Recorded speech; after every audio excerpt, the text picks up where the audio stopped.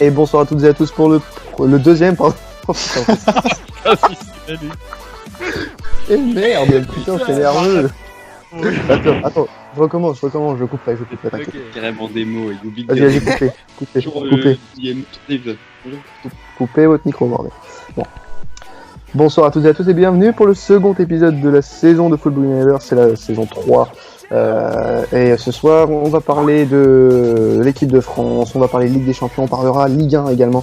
Donc ce soir, pour m'accompagner, pour traiter de ces sujets, il y aura Florent. Salut à toi, Florent.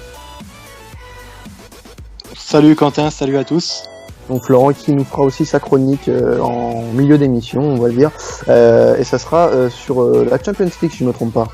Exactement, sur les réformes de la Champions League qui sont passées il y a une semaine. Très bien, donc à pas louper en milieu d'émission. Notre Lillois, Pierre, est avec nous. Salut à toi, Pierre. Salut Quentin, bonsoir à tous. Bonsoir Pierre, et bonsoir aussi à Marie qui fait sa première dans l'émission. Salut à toi, Marie. Bonsoir à tous. Donc je compte sur vous, bande de monstres, pour l'accueillir comme il faut. Christophe est avec nous. Salut à toi, ami bordelais. Salut Quentin, salut à tous. Notre palois est avec nous, l'ingénieur son de Football Universe. Salut à toi. Salut à tous. Et Alexandre est avec nous ce soir. Alex. Salut. Salut. Bon, on va commencer par le thème équipe de France. Donc, la liste des 23 de Deschamps a été dévoilée jeudi dans l'après-midi pour les matchs face à l'Italie en amical et la Biélorussie pour les éliminatoires de la Coupe du Monde 2018. Donc ça va être les premières sorties pour les Bleus après la finale de l'Euro 2016 perdue face au Portugal. On va commencer ligne par ligne cette liste en commençant par les gardiens. On va commencer par Alphonse Areola. Areola sélectionné une nouvelle fois dans le groupe, qui n'a pas encore été mis sur le terrain par Didier Deschamps, mais qui pourrait avoir sa chance lors de ces deux matchs. Est-ce que vous pensez qu'Areola peut faire sa première lors de ces deux matchs avec Deschamps? Non. Je pense pas. Sinon, ou alors il fait jouer Costil. Dans la hiérarchie, là maintenant, c'est Mandanda, Costil, Areola, dans la logique. Oui, dans la logique, ouais. Donc, sachant qu'il a jamais fait jouer Costil, même dans les prépas de match de l'Euro, alors qu'il avait l'occasion de faire tourner aussi, puisqu'il a fait jouer à Mandanda. Donc, si Areola joue, c'est un peu bizarre. Mais... moi, je pense pas. Les autres, est-ce que vous pensez qu'il faut lancer Areola, justement? Deschamps a eu un discours assez axé sur la Coupe du Monde 2018. Donc, il parlait beaucoup de préparer l'avenir et de mettre un nouveau groupe en place. Donc, peut-être qu'il fera ça, peut-être qu'il mettra Areola par rapport à ça. Mais comme dit Marie, s'il reste dans ses clous de 2016, ça sera Mandanda dans les buts sur les deux matchs et ça ne changera pas. Alors, vas-y. Un gardien jeune comme Lloris, quand il arrivait au poste de titulaire, il peut faire la même chose avec Areola et le garder pendant 10 ans dans les buts. Donc pourquoi pas aussi en faire un cadre pour plus tard, maintenant. De toute façon, même s'il veut préparer la Coupe du Monde 2018, je pense pas qu'Areola sera titulaire. De toute façon, c'est déjà écrit, c'est Lloris qui sera titulaire avec le brassard de capitaine en prime. Donc là, ça serait plus pour former un futur numéro 2 pour succéder à Lloris par la suite. On va peut-être prendre la place de numéro 1 quand Lloris partira. Oui, voilà, justement, c'est ce que je viens de dire. En gros, c'est former un numéro 2 en cas d'absence de Lloris pour succéder à Lloris ensuite. Après, peut-être qu'il le lancera en match amical, mais bien plus tard. Oui, c'est possible. Là, sur les deux, il y a un match amical, ça sera contre l'Italie, ça sera au stade de Bari. Et la Biélorussie, oui, donc c'est pour les éliminatoires. Benoît Costil, donc choix logique, après tout, c'était le numéro 3 à l'Euro. Est-ce que lui, par contre, a une chance de jouer Costil sur les deux matchs? Non, il a aucune chance. Non. Non, ça sera Mandanda pour les deux matchs pour vous? Ouais, encore moins de chance qu'Areola, je pense. Non, Costil, il est là en numéro 3. Alors, oui, alors justement, sur les 3 gardiens qu'il y a là, Areola, Costil, Mandanda, donc on sait très bien que Lloris refera surface quand il aura terminé sa période de convalescence. Lequel des 3 ne sera pas dans la liste au moment du retour de Lloris? Il, ouais. Je pense que ce sera Costil. Ouais, Costil. Ça, c'est la Rennes qui parle là aussi. Bah non, mais Ça Costil est dépend, titulaire et joue, Areola est Non, sur c'est le vrai. banc. Non, mais Ouais, Dans la logique. le raisonnement est là. Dans la logique, c'est Costil qui doit rester. Bah ouais, parce Oui, que pour, si la Areola... pour la logique de groupe aussi. Oui, pardon, excuse-moi, Julien, vas-y. Ouais, parce que si Areola il joue pas au PSG ni rien, c'est sûr que il vaut mieux faire confiance quand même à un gardien qui joue, quoi. Après, rien n'est dit. Enfin, tu vois, on sait pas encore si Emery le fera jouer pendant les matchs de coupe ou même en Ligue des Champions. C'est possible. Hein. On sait pas encore ce qui va se passer. Il a pas encore vraiment parlé sur le poste de gardien. Il a juste dit en prépa qu'il hésitait entre les deux. Pour le moment, c'est Trapp au PSG qui joue. Mais on peut pas savoir pour le moment parce qu'il n'y a pas encore une match de coupe pour C'est Paris. dommage parce que l'année dernière, il a fait une On super verra saison. bien qui il alignera face à Arsenal. S'il aligne Areola en Ligue des Champions et sur les matchs de coupe, il y a moyen qu'Areola puisse prendre la place de numéro 3 en équipe de France. Ouais, mais je pense que ce sera Trapp, même si Areola a fait une super saison l'année dernière en Ligue des Champions, il laissera Trapp et peut-être qu'en en Coupe de la Ligue, tout ça, il mettra Areola. Ouais, je sais pas. Très bien. On verra. Donc Steve Mandanda maintenant. Steve Mandanda qui est le 3e gardien sélectionné de cette équipe de France, qui sera certainement le numéro 1 pendant la trêve internationale. Alors Mandanda qui a eu pas un début de saison compliqué, on va dire 2 premières semaines compliquées puisqu'il n'a pas joué avec Crystal Palace, il me semble. Enfin, Non, il a pas joué. dites-moi si je dis une connerie. Il a joué ce week-end avec Crystal Palace. Il a bien joué ce week-end, oui. Ouais, voilà. Donc. Il a joué en Coupe de la Ligue aussi, je crois. Ouais, le mardi, oui. Ouais, donc il commence un peu à enchaîner les matchs avec Crystal Palace. Est-ce que c'est de bon augure pour les 2 rencontres à suivre? Bon, c'est un bon gardien. Hein. Oui, ça reste C'est un bon moyen, gardien, il fait le taf. Bon, bah voilà. ça reste une valeur sûre. Après, il faut voir la défense aussi. Hein. S'il a moins de choses à faire, il aura moins d'arrêt à faire aussi. Justement, la défense, on en parlera parce qu'il y a eu beaucoup d'ajustements par rapport à l'Euro 2016, notamment dans les couloirs, puisque Exit Evra, Exit Jallet, Exit Sagna. Pardon, désolé. Il est pas content à ce que je vois. Hein, pas du tout. Donc en défense, on a Sidibé. Alors, Djibril Sidibé qui était dans la liste des réservistes pour l'Euro. Est-ce que c'est là, on est vraiment dans l'optique de préparer la Coupe du Monde 2018? Bah, complètement. Ouais, clairement. Hein. Ouais, donc on peut citer d'autres noms pour cette préparation, justement, Umtiti, Kurzawa, Korchia. C'est les 4 noms-là. Korchia est un peu plus vieux quand même. Ouais, Korchia, ça fait longtemps. En fait, on croit qu'il est toujours jeune, mais je crois qu'il a 26 ou 28 ans, un truc comme ça. Il a une tête 25. d'enfant. Il a une tête d'enfant, Korchia, donc on a l'impression qu'il a 22 ans. Ouais. Alors que ça fait longtemps qu'il est dans le milieu. Ouais, c'est vrai. Dans le milieu. Ça fait longtemps qu'il est là dans le game, tu vois. Dans le game, un peu. Ouais. Donc Sidibé, Umtiti, Kurzawa, c'est vraiment dans l'optique de préparer une nouvelle génération à la Coupe du Monde, quoi. Peut-être après. On verra. Enfin, au moins 10 mois. Enfin, Umtiti, on a déjà vu ses performances à l'Euro, on a vu qu'il avait le niveau pour être titulaire. C'est un peu moins.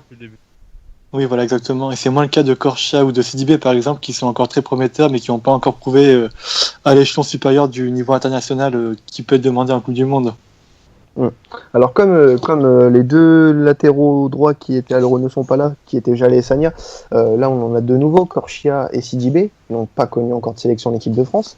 Lequel sera pour cette trêve internationale là le numéro 1 pour Deschamps? Ce sera Sidibé ou Korchia? Sidibé. Si vous avez Sidibé. choisir. Ouais, c'est clair. Sidibé, ouais. Sans aucun souci. Sidibé sans aucun souci. Donc il y a des interrogations quand même De couloir gauche, normalement. Oui, il peut faire les 2. Bah, ce soir, il était à droite. Hein. Oui, et puis il était à droite avec Monaco.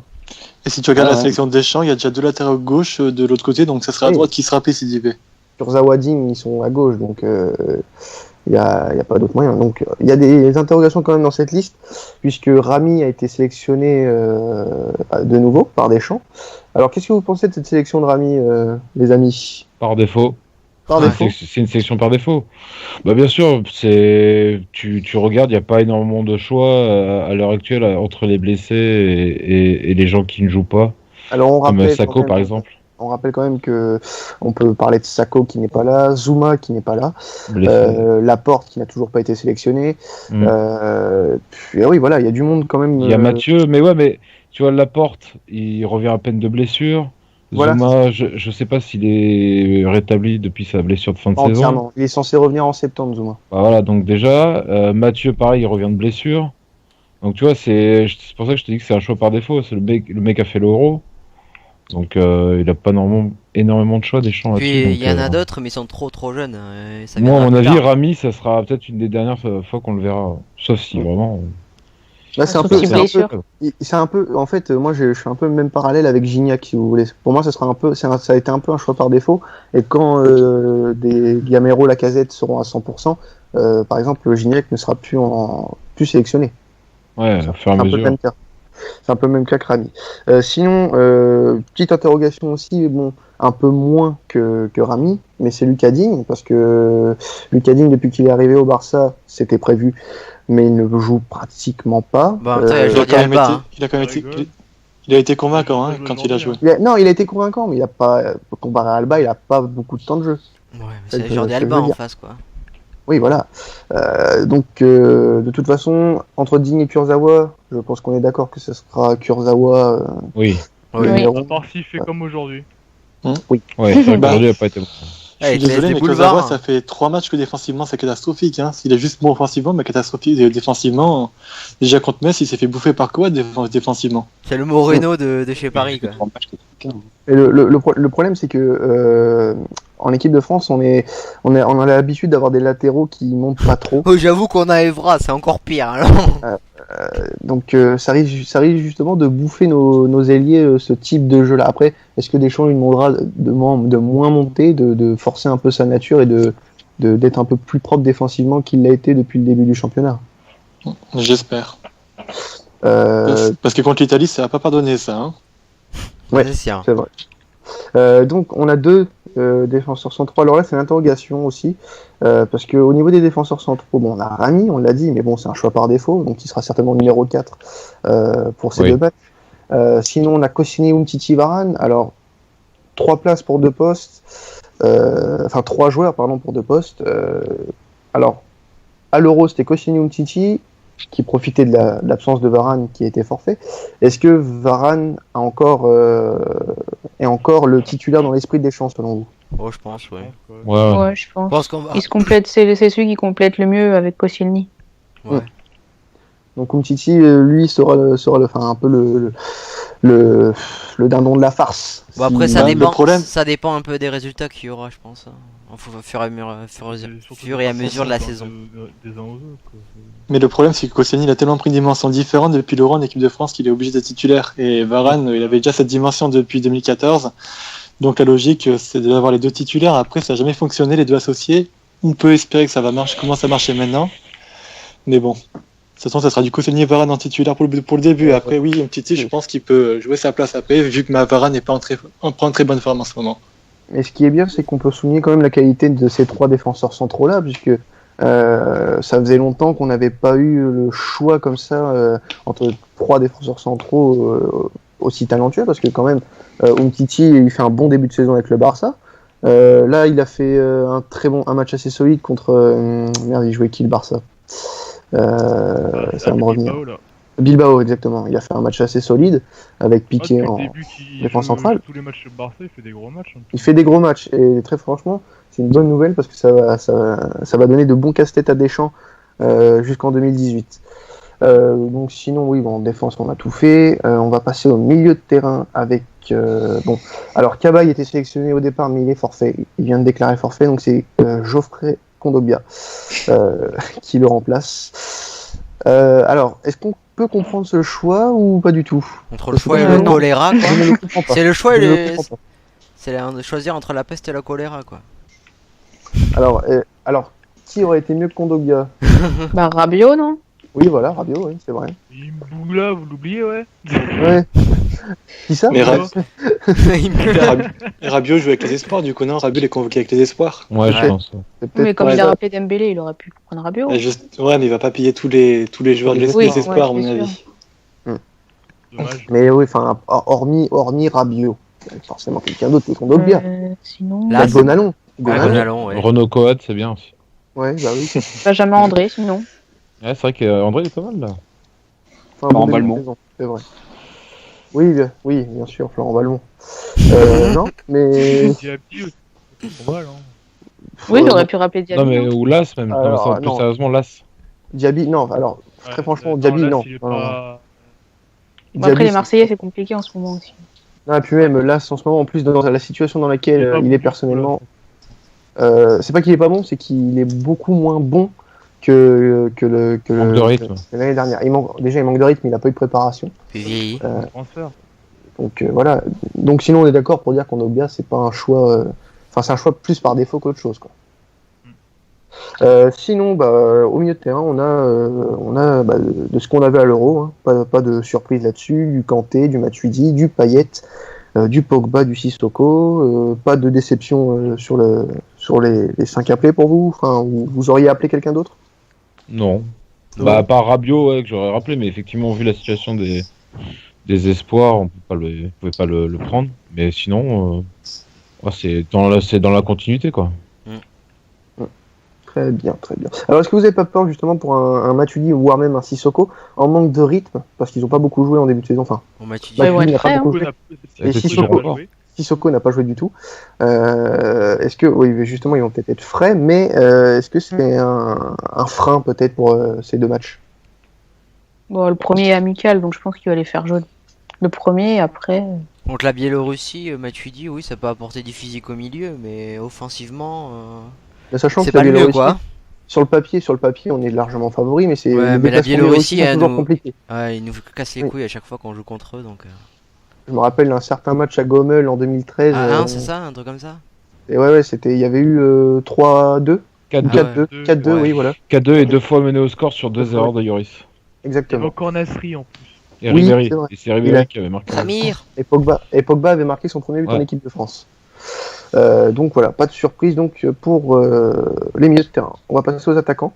Donc Fekir ne sera pas là, Blessé. remplacé par Ousmane Dembélé, nouveau joueur du Borussia Dortmund. Alors Il a fait un gros match avec Dortmund samedi. oui, exactement. Donc Ousmane Dembélé donc, qui reçoit ça, c'est un peu un cadeau quand même qu'on lui fait à Dembélé. Est-ce que Deschamps va l'utiliser? Bon, on peut le faire rentrer en fin de match, comme d'habitude, quoi. Il a un Ouais, intérêt, ils veulent le faire rentrer un petit peu. laisser Alors, est-ce que avec c'est- l'équipe de alors, France. je vais changer ma question du coup. Est-ce que c'est une alternative pour 2018 ou est-ce que on peut compter sur lui pour 2018? Ah, il sera là en 2018, je pense. Il sera là en 2018 s'il continue sur sa lancée. Bah, ça fera comme Martial, je pense. Ouais, enfin, Martial, ça s'est fait sur le tard, hein. Oui, oui, mais Ouais. bon. Martial, Voilà. il a gagné sa place en équipe de France Dans le mois de février, quoi. pratiquement un an avant l'Euro. Ouais, voilà, ouais. c'est sûr. Même pas. On va dire allez 10 mois, 19 mois avant l'Euro. Mais dans le sens que là- s'il est bon, il sera là, quoi. Là, Dembélé, là, ça va être sa première convocation. Il va peut-être pas jouer beaucoup, mais il a moyen qu'il fasse. Faut qu'il marque des points. Qu'il marque les esprits en peu de temps. André-Pierre Gignac, donc comme je l'ai dit tout à l'heure, on peut dire que c'est un peu un choix par défaut du coup. Est-ce que on peut voir plus loin pour Gignac ou c'est sa dernière convocation avec les Bleus? Ça dépend. Ouais, Je pense- sa dernière là. Ouais, l'Euro a quand même beaucoup montré ses limites offensivement. Hein. On a vu qu'il apportait pas énormément. Elle a pas eu de chat, surtout. T'as Ouais, mis transversal à un poteau, quoi. alors le but aurait été 20 cm plus grand, ça aurait été le héros de la nation. C'est ça. Même pas, alors, 20 cm plus grand, tu lui rajoutes 5 cm, il rentre. Hein. Puis il tape Ouais, une enfin, transversale c'est aussi, je Vraiment, crois. il hein. tape vraiment l'intérieur. Ouais, c'était contre l'Irlande ça qui tape la transversale. Ah ouais, voilà, ouais. Il a pas de chat, le mec. Non mais enfin On voilà. parle de la finale quand même là. Ouais, ouais, mais D'accord. on parlait des deux, en fait. Quand tu parles de la finale, c'est une image. Ah, quand à je dis- 500 ça compte. à 5 cm près, il est héros national. Bah oui. Donc Comme quoi, la taille, Non, ça c'est- compte. Bah, ouais. Eh, J'en tu sais étais quoi, sûr. tu sais quoi mais moi je la trouve pas si mal que ça au final. Ah, mais pense à Florent. Ouais. Donc, vous voyez. Alors, du coup, est-ce que vous voyez Gignac pour la dernière fois en équipe de France? Ah, et Pas la dernière fois. Ça sera une de ces dernières en tout cas. Bah, disons que. Enfin. Après, il s'en sort toujours. Regarde, la casette, il est encore blessé. Oui, voilà, il passe Il a un en bon marabout, je suis d'accord avec Voilà, toi. c'est mais quand ça. même. Il a demandé une petite c'est sympa. Après, c'est ça. quand il y aura vraiment tout le monde, oui, Ouais, effectivement. enfin là, Gignac a été sélectionné même si la casette était présent. Oui, c'est vrai. D'ailleurs, ça C'est m'étonne Gamero même qui est qu'il- arrivé. Parce que là, du coup, c'est Gamero qui a remplacé la casette, mais pour le coup, ça fait qu'il y a 3 attaquants J'ai de pointe. l'impression qu'il aime pas Gamero, tu vois.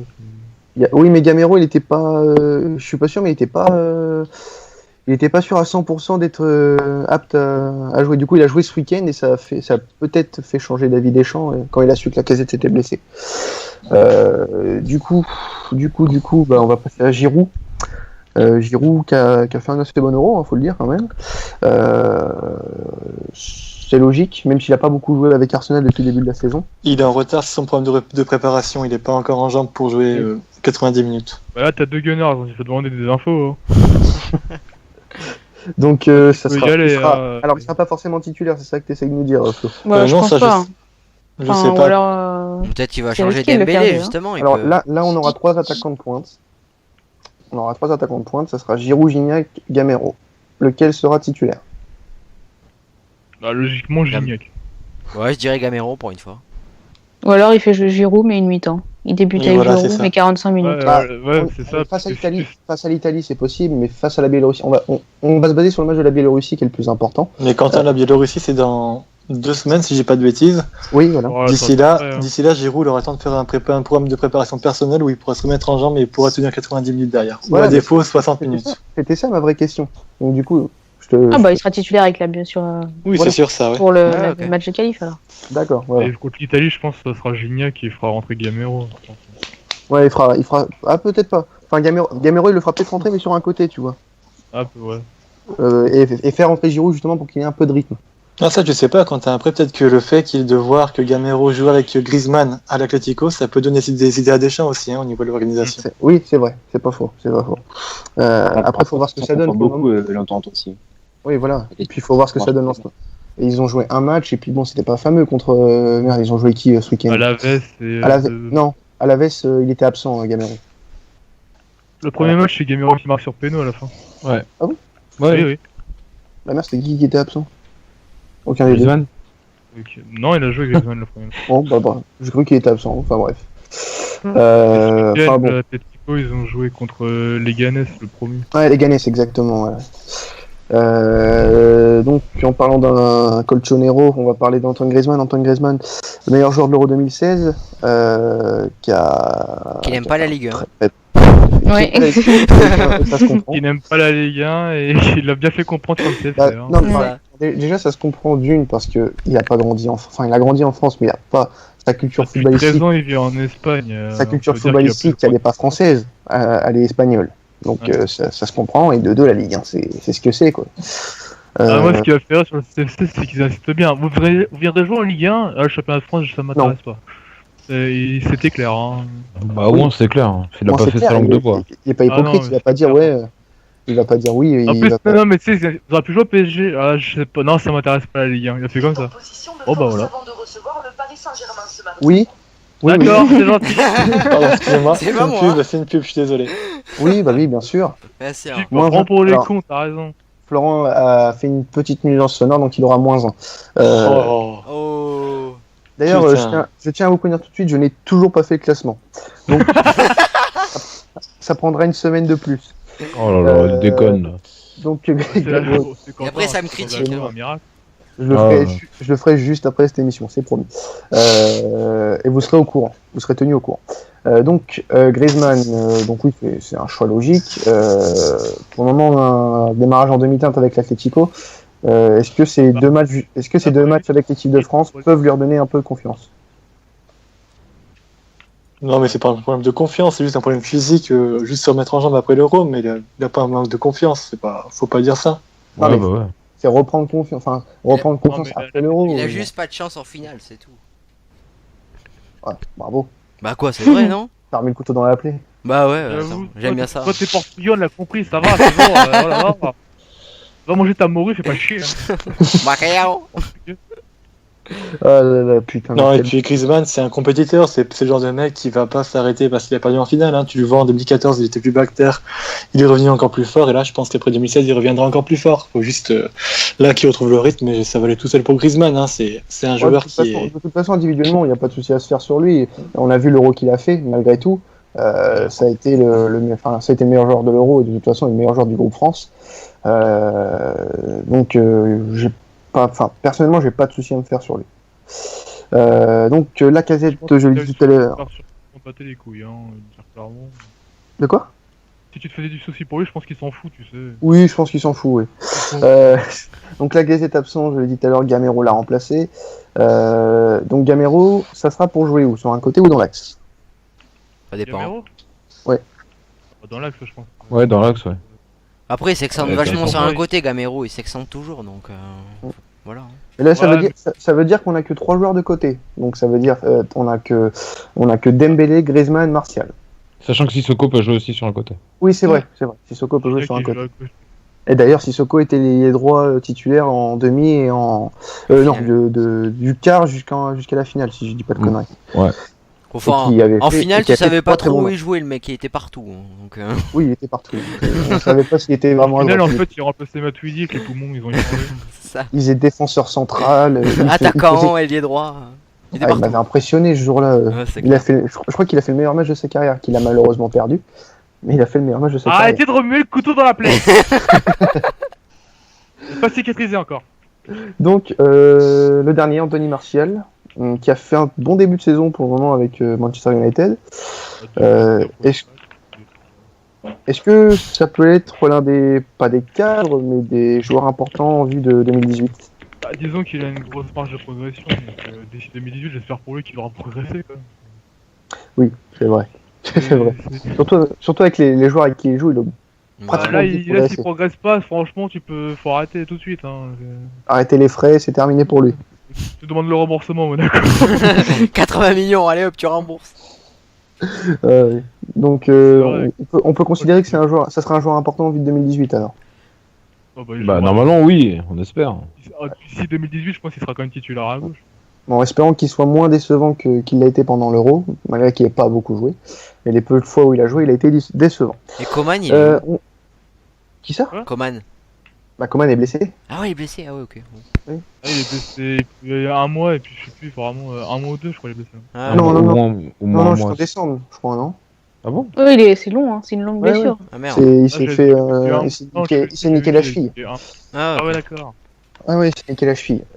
Donc, Ah, on va je- passer, au tirage au sort de la Ligue des Champions. qui a été truqué. Des trucs selon Metro News et selon notre ami Florent. Florent. Enfin, sachant qu'il travaille à Metro News, c'est pas étonnant. De toute façon, c'est lui qui a écrit l'article, alors. Donc, on va commencer par le groupe du Paris Saint-Germain, le groupe A, composé d'Arsenal, du FC Bâle et de Ludogorets. Alors là, Euh, c'est la parole des Gunners, hein. oui, je laisse la parole aux Gunners, bien évidemment. Donc, on va se placer du point de vue dont on est derrière le Paris Saint-Germain parce qu'on est français. ça, c'est Est-ce trop que c'est un demandé. groupe, est-ce que c'est un groupe abordable pour le Paris Saint-Germain? Oui. Bon, il doit Oui, finir largement, deuxième, ouais. il doit finir deuxième minimum, après la Je première crois que place. j'ai jamais posé une question aussi bateau que ça. Ah, j'avoue. Alors, je vais reformuler quelque chose. Je vais essayer de reformuler quelque chose. Justement, avec Arsenal qui a un gros calibre quand même. Est-ce que ça va aider le PSG? Ta gueule. Est-ce que justement c'est bien pour le PSG qui est une grosse équipe comme Arsenal pour progresser en Ligue des Champions? C'est bien, comme ça, on va mettre de l'ambiance à l'Emirates un peu. Toi, tu parles, mais t'as vu l'ambiance que Parc des Princes, mon gars? Bah ferme oui, ta mais gueule. c'est pour ça, c'est parce que tous les anciens supporters, ils vont toujours en Angleterre quand ça joue en Angleterre. Enfin bon, Florent dit ça, mais il supporte le PSG aussi, donc du coup il a le cul assis entre deux chaises. Le gars qui a Même marqué, si- Même s'il va plus s'asseoir sur la chaise d'Arsenal, ce Ouais. traître. Complètement, oui. Tottenham, Moi, Tottenham. je me suis sur l'arbitre, moi, je sais pas. Je suis sûr qu'il va y avoir une coupe dans le pâté, là. Il va te donner un rouge Arsenal dès le début. Alors juste un truc, enfin ça je le couperai. Mais Alexandre, est-ce que tu peux monter le son de ton micro? Ah, je suis Ouais, je peux pas. d'accord. on entend Ah rien. mais je lui dis à chaque fois, mais il peut pas le montrer, il peut pas le monter. Même quand t'entend pas. quand on live pour le catch, à chaque fois c'est trop bas. On t'entend pas. Il est à fond le truc. Bah ouais, mais on t'entend mal. Hein. Bah, tu Rapproche le parles fort, micro au alors pire. crie. Ouais, tu cries. Au pire, rapproche le micro de ta bouche. Ah bah ça va, tu vas pas que je le rentre dans le cul aussi, non? Non, c'est bon, ça va aller, ça c'est pour Florent. Chacun a son délire. Bon, vas-y, on reprend. Allez. Donc, Et pour répondre à ta question, du coup, Quentin qui disait qu'il fallait un gros pour le PSG pour qu'il se jauge, on a déjà dit ça avec le Barça, avec le Real, et au final, ça n'a pas porté ses fruits, puisque le PSG a toujours fait les mêmes erreurs derrière en phase éliminatoire. Donc, je pense pas que ça va jouer grand-chose pour le PSG, honnêtement. là, sauf l'année où ils étaient avec le Barça, ils avaient gagné un match contre le Barça. Ah, mais ça Ouais, fait quoi mais derrière? Ils ont fait quoi au final? Bah, ils finissent premiers. Enfin, ils finissent Oui, c'est premiers bien. du- Oui, non, mais C'est bien, après. mais Après, Ah, oui. après, oui. Ah oui, bah après, oui, c'est sûr. Voilà, C'est je bien de vais te finir dire. premier du groupe, mais si tu passes pas l'écart au bout d'un moment. Ah bah oui, mais ça, Ah oui. c'est ce que je te dis, moi. Ah bah je sais pas. Voilà. On n'a pas Pas la culture l'animateur, de la gagne, ça, c'est tout. Ils ont pas la culture de la gagne à Paris, c'est tout. J'y peux rien. Ils ont la On culture l'a de pas marché, ouais. Par Ouais, contre, bon, je là- pense que le match de Bâle sera assez piège du coup, puisque ouais, Bâle est une équipe qui joue bien en Europe et qui est réputée pour poser des problèmes. Donc ça Oui, sera c'est vrai. intéressant.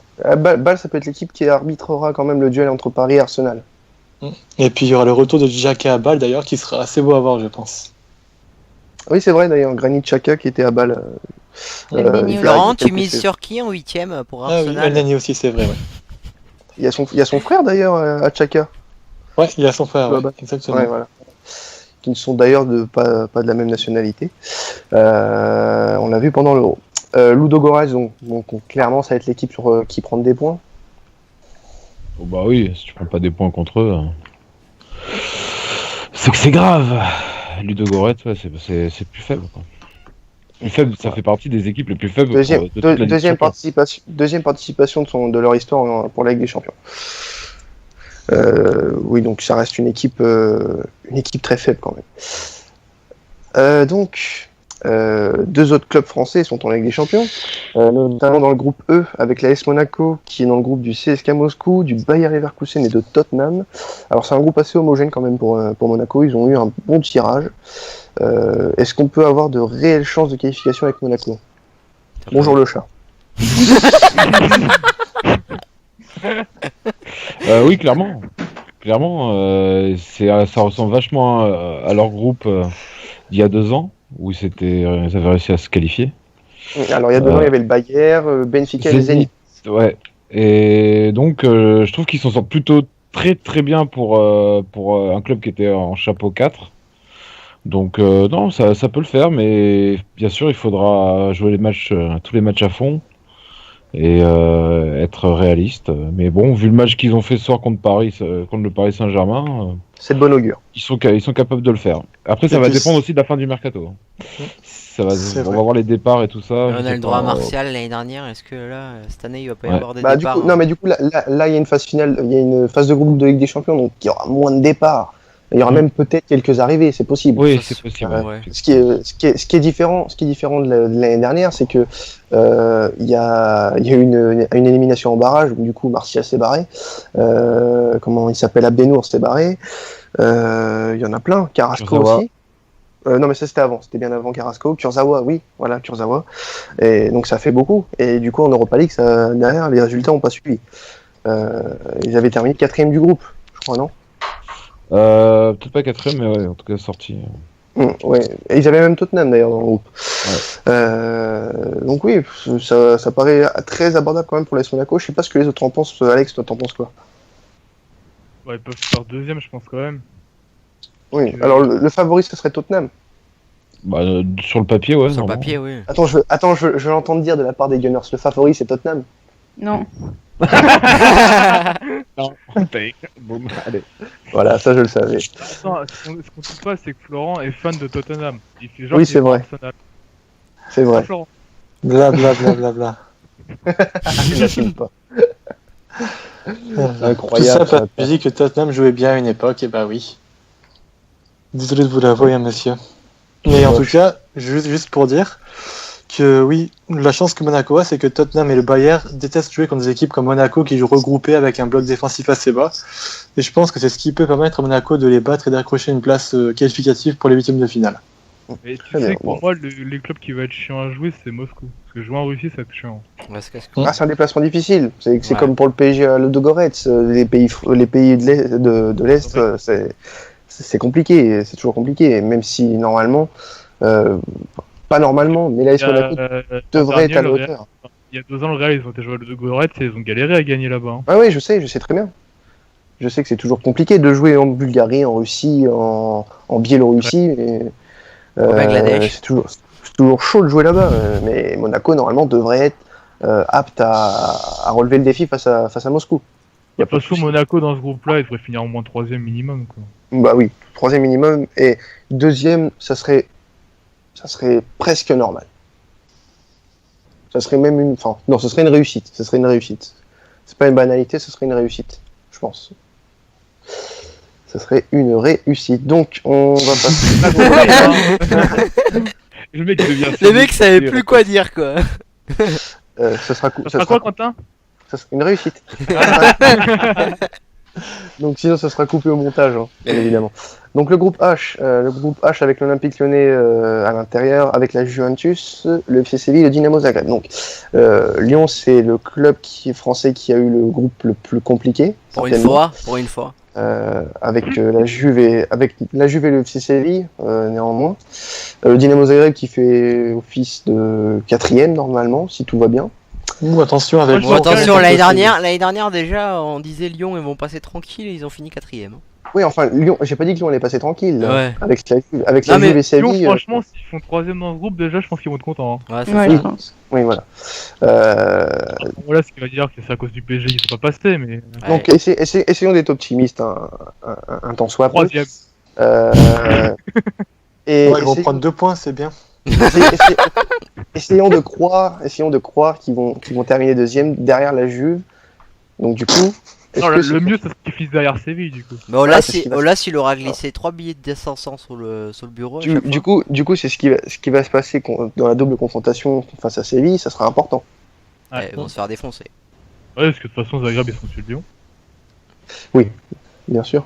C'est évident. Non, mais faut rester objectif 5 minutes, les gars. Bah, en étant objectif, Quentin. Tu vois, la prestation de la défense lyonnaise sur les débuts de Ah oui, non, championnat, mais- c'est très inquiétant. Non, mais contre Ah, ils Dijon, ont voulu une colo, ils le gardent, hein, on le rembourse. non, mais pas.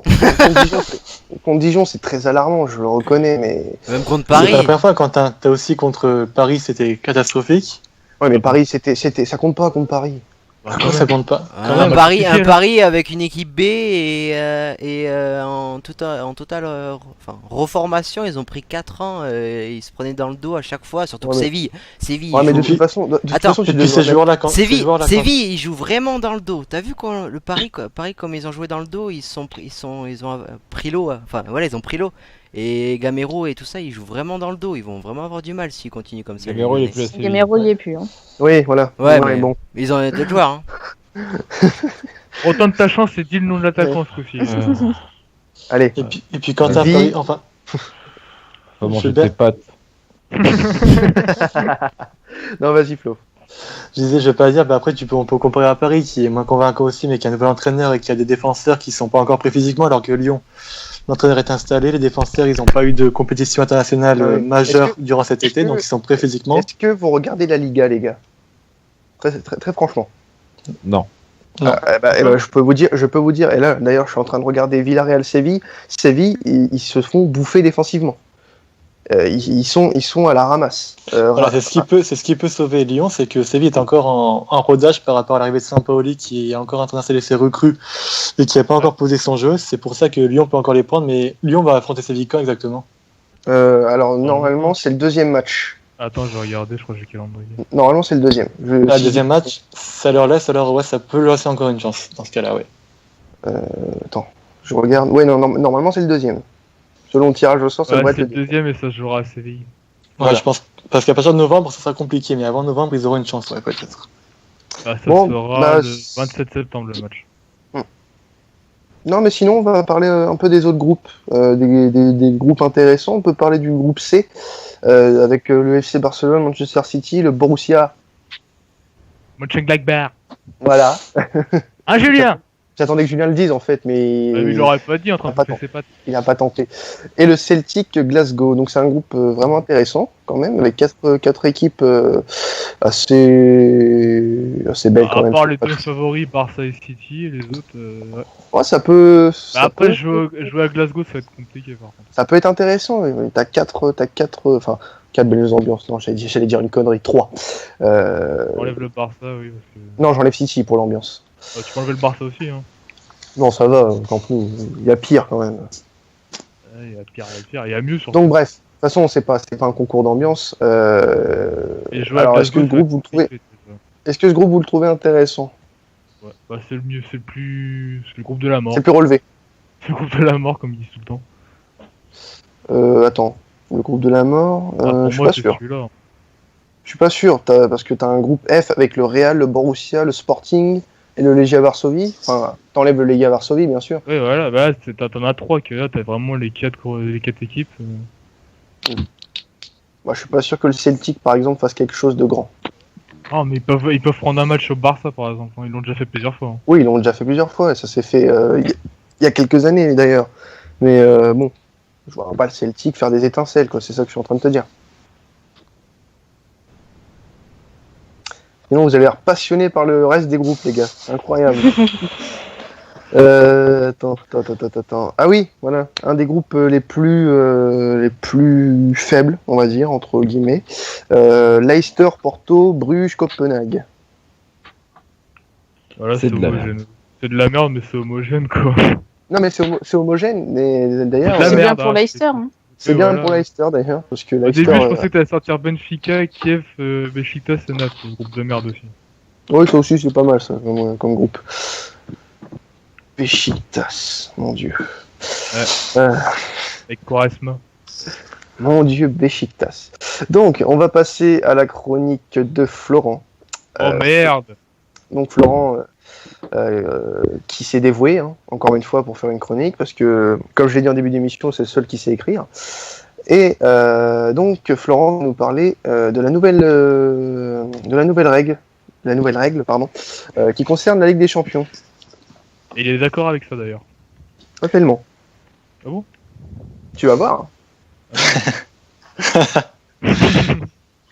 Donc voilà, donc exactement, Quentin. Donc cette semaine, l'UEFA a encore une idée de génie.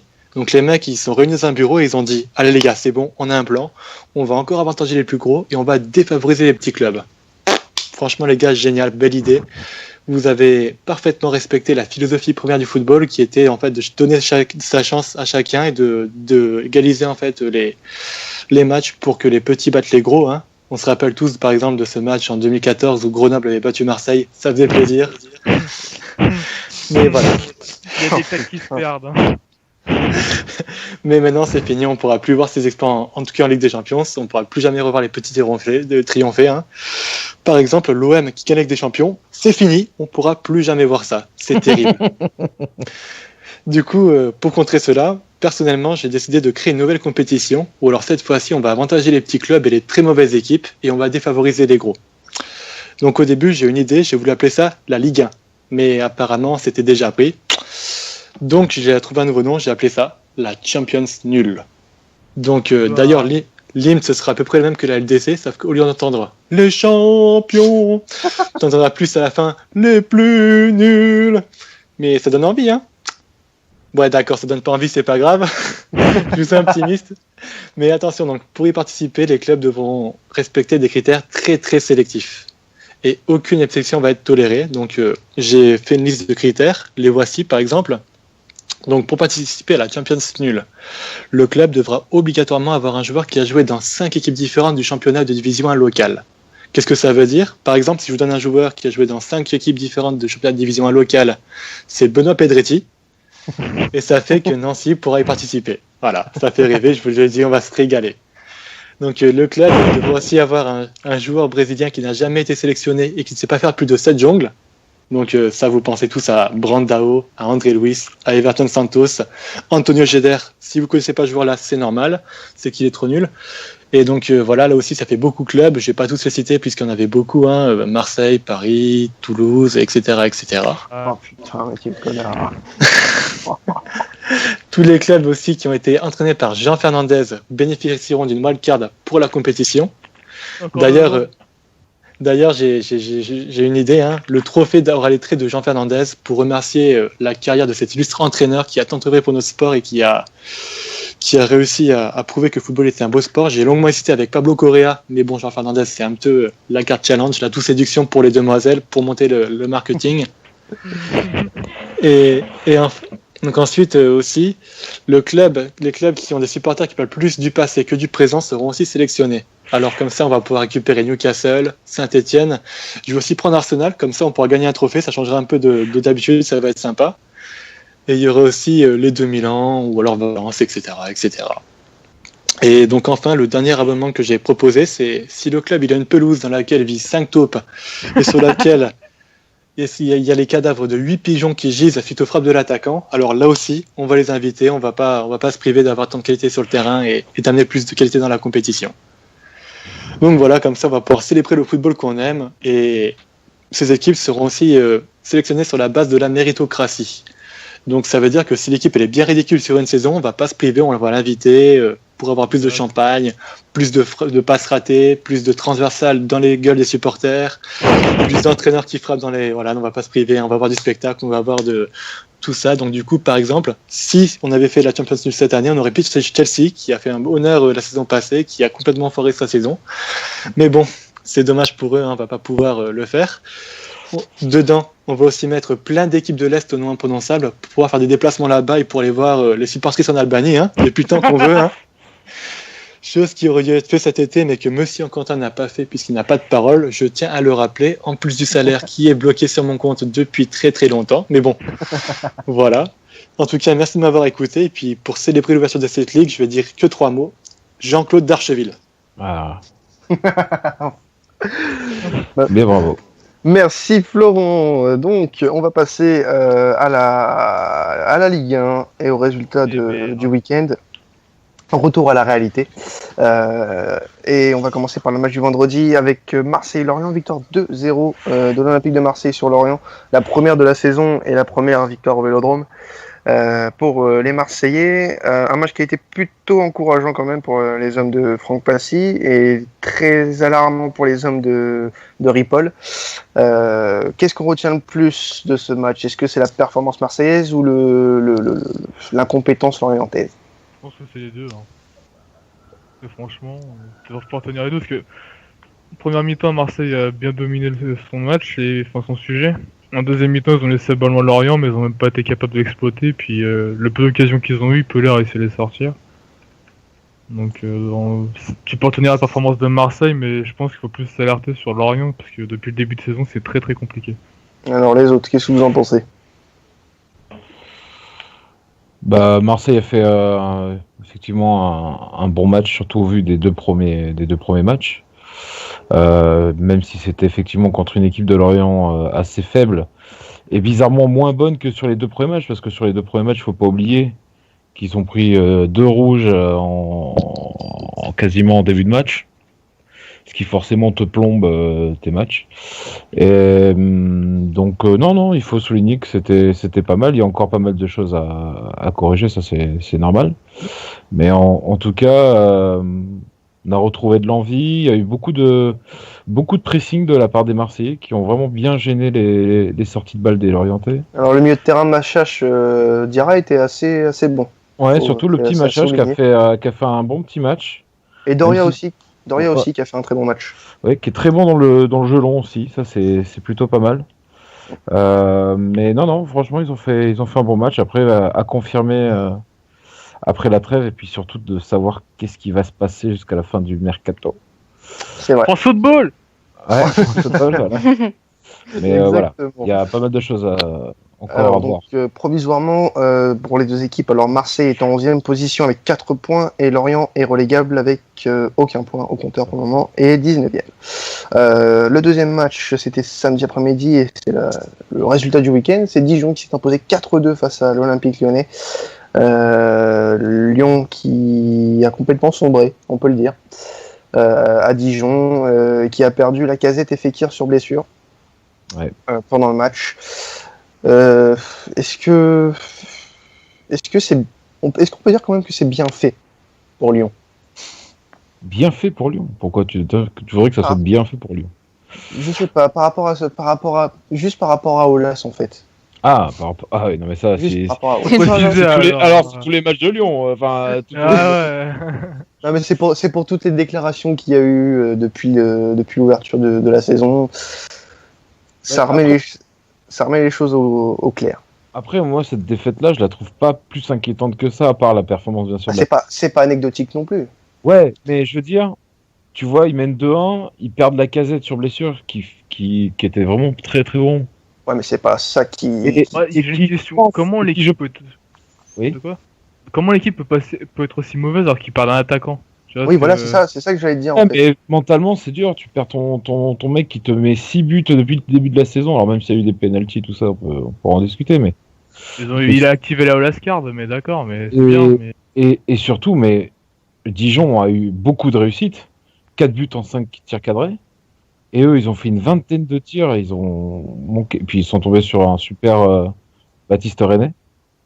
Donc il y a quand même, voilà, il y a des faits de match qui ont été contraires pour eux. Alors après, ils prennent 4 buts.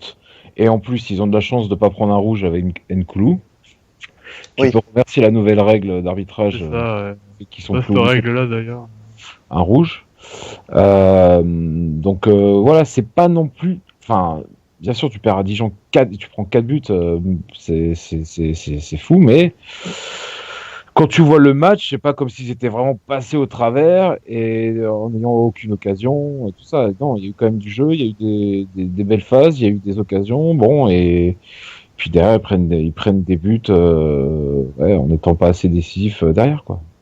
Et puis ce qu'il faut savoir, c'est que Dijon a une préparation qui leur permet d'être performants dès le début du championnat pour prendre le plus de points possible et se maintenir le plus vite possible, tandis que Lyon a une préparation plus diesel pour être prêt vers octobre durant la Ligue des Champions. Donc c'est logique que Lyon n'ait pas une dynamique aussi positive face à des clubs qui sont plus préparés à engranger des points comme Dijon dès le début de saison par rapport à Lyon, où ça viendra plus tard. Ouais, mais ça aurait été logique s'ils avaient perdu contre Nancy par exemple. Et là, c'est pas le cas. Nancy, Oui, c'est mais- la même chose. Ouais, mais Nancy c'est très mauvais, ça vaut que dalle. Parce que c'est coaché par Correa, que c'est un club de merde. Voilà. Bon, on sait que t'aimes pas Nancy, mais quand même. Oui. On sait que c'est pas loin de Mulhouse, mais quand même. Excusez-moi, Nancy est combien du classement là? Et actuellement dernier. Et j'ai une Voilà. question, ils sont où Grenoble en Ligue 1 là actuellement? L'attaque gratuite. Non, mais Ne voilà, réponds c'est pas, juste. ne réponds pas. C'est juste pour dire que, comme on l'avait dit sur la première émission, Nancy, c'est une équipe qui a fait un mercato très bancal et qui va pas réussir à beaucoup percer, à mon avis, alors que Dijon, c'est un recrutement qui est beaucoup plus cohérent et qui a un projet. Révélateur. Ah oui. Qui est beaucoup plus cohérent, pardon, putain, j'ai pas eu le refaire. Ouais, t'aimes bien Nancy finalement. Voilà, un projet qui est plus conforme à ce que la Ligue 1 doit attendre et qui a déjà une expérience négative en Ligue 1, qui a pu se ressaisir et qui a mis en place donc du coup quelque chose qui est plus en adéquation avec ce que demande la Ligue 1. Et on l'a vu sur les premières journées, Dijon risque de se maintenir puisqu'ils ont montré un beau visage, contrairement à Nancy. On savait très bien qu'ils n'allaient pas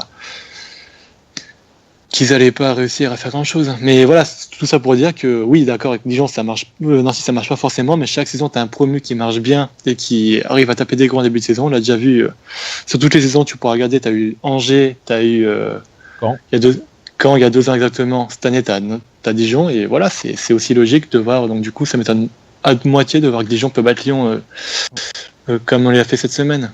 Donc Dijon qui vient de remporter sa toute première victoire cette saison, qui est actuellement 15e, et l'Olympique Lyonnais est 4e avec 6 points. Troisième match de cette troisième journée, Montpellier-Rennes, 1-1, score final. Les Montpelliérains qui pointent à la 14e place avec 4 points, les Rennais sont 12e avec le même nombre de points, mais devant à la différence de but.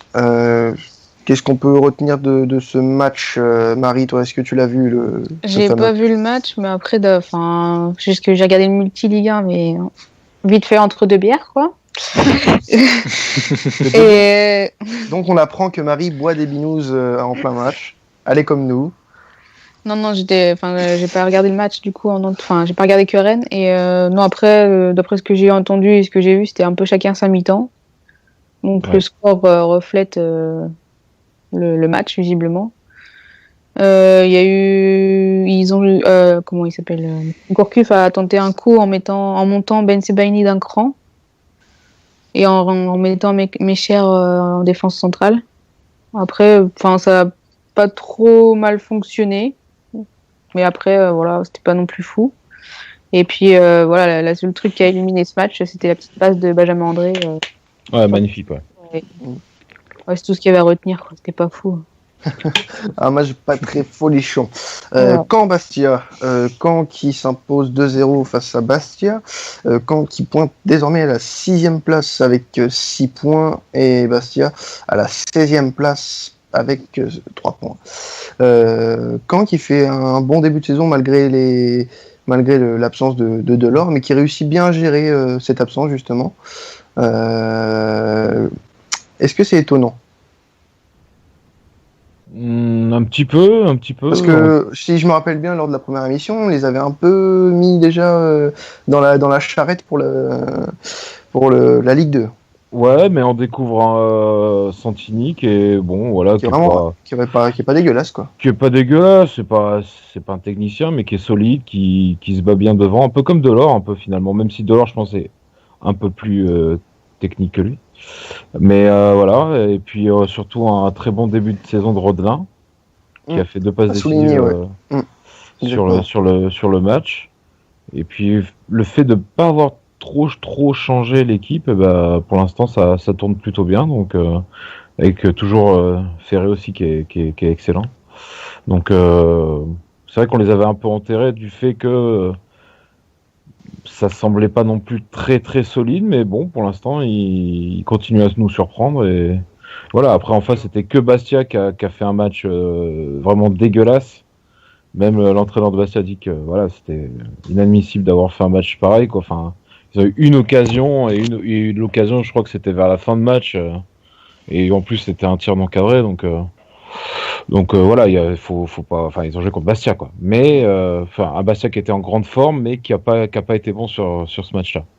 Donc voilà, faudra voir après la trêve si ça continue, quoi. Ce qui se passera. De toute façon, la trêve, je pense, va aider beaucoup de clubs en difficulté en ce début de saison. Et ils vont récupérer Delors aussi. Hein. Ça y est, il est revenu, Delors. Oui, Ouais, Delors, il est revenu. oui. Mais est-ce qu'il va pas partir d'ici là, tu vois Oh, ouais. Le 31 est vite arrivé, donc on sait Ouais, là, pas. ça va arriver vite. Enfin, après, il va se passer beaucoup de choses là cette semaine, mais. Et puis le climat qui est entre Delors justement, qui se fait surnommer Dehors par le club de Caen lui-même, le CEM de Caen et les supporters, c'est tendu, hein. Oui, c'est vrai que ça s'est Après, tendu. voilà, il s'est pas communiqué sur Twitter aussi, il faut dire. Hein. Ah oui, il a pas très futé le garçon, ouais. Non, on verra. Je pense pas qu'il parte après, mais il a déjà fait la connerie de partir de Tours. Voilà, à Wigan. Voilà, après, il est pas très intelligent. Enfin, je veux bien qu'il soit con, mais con une fois, quoi. Ouais, enfin, quand il était parti de Tours, on lui a forcé, hein. Clairement, oui, il voulait pas aller à Tours, Wigan. Oui. Il voulait vraiment pas aller à Wigan. Et à Wigan, il a pas eu de chance entre. Pardon, excuse-moi, ouais, vas-y. C'est surtout que Tours a besoin d'argent à ce moment-là et que voilà, ils ont vu l'offre de Wigan qui était intéressante et puis ils l'ont dégagé. Elle était plus qu'intéressante pour un joueur de Ligue 2 quand même. Voilà, donc.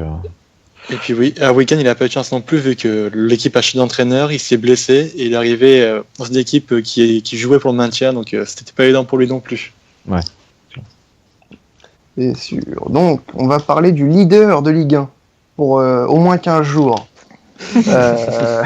Nancy, Guingamp. Alors Nancy, je parle pas de Nancy bien sûr, qui n'a pas encore gagné un seul match depuis le début de la saison. Normal. Et qui pointe à la dernière place avec 0 points. Guingamp, Normal. surprenant leader avec 7 points. Mais surprenant, pas tant que ça, puisque le début de saison de Guingamp est très bon.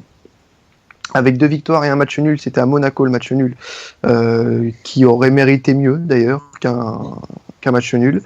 Mais sinon, Guingamp fait un très bon début de saison. On atteste même par ce déplacement à Nancy, qui a été une réussite. Est-ce que vous pensez que Guingamp peut pas forcément tenir le même rythme que là, mais peut faire une bonne saison, plus que ce qu'on espérait? Nous faire une danger comme l'année dernière, quoi. Ah non, même plus qu'Angers. Oui, il y a Comboiré qui a amené sa petite touche, c'est sympa. C'est vrai que ayant vu le Guingamp Marseille, c'était vraiment agréable à voir. Tu vois que, et je sais pas, enfin, j'ai pas regardé le match face à Nancy, mais face à Marseille, ce qui m'avait impressionné, c'est que dès les premières secondes, ils étaient au taquet. Et même ils avaient marqué au bout de 32 secondes contre Marseille, et après ils continuaient à presser la défense marseillaise.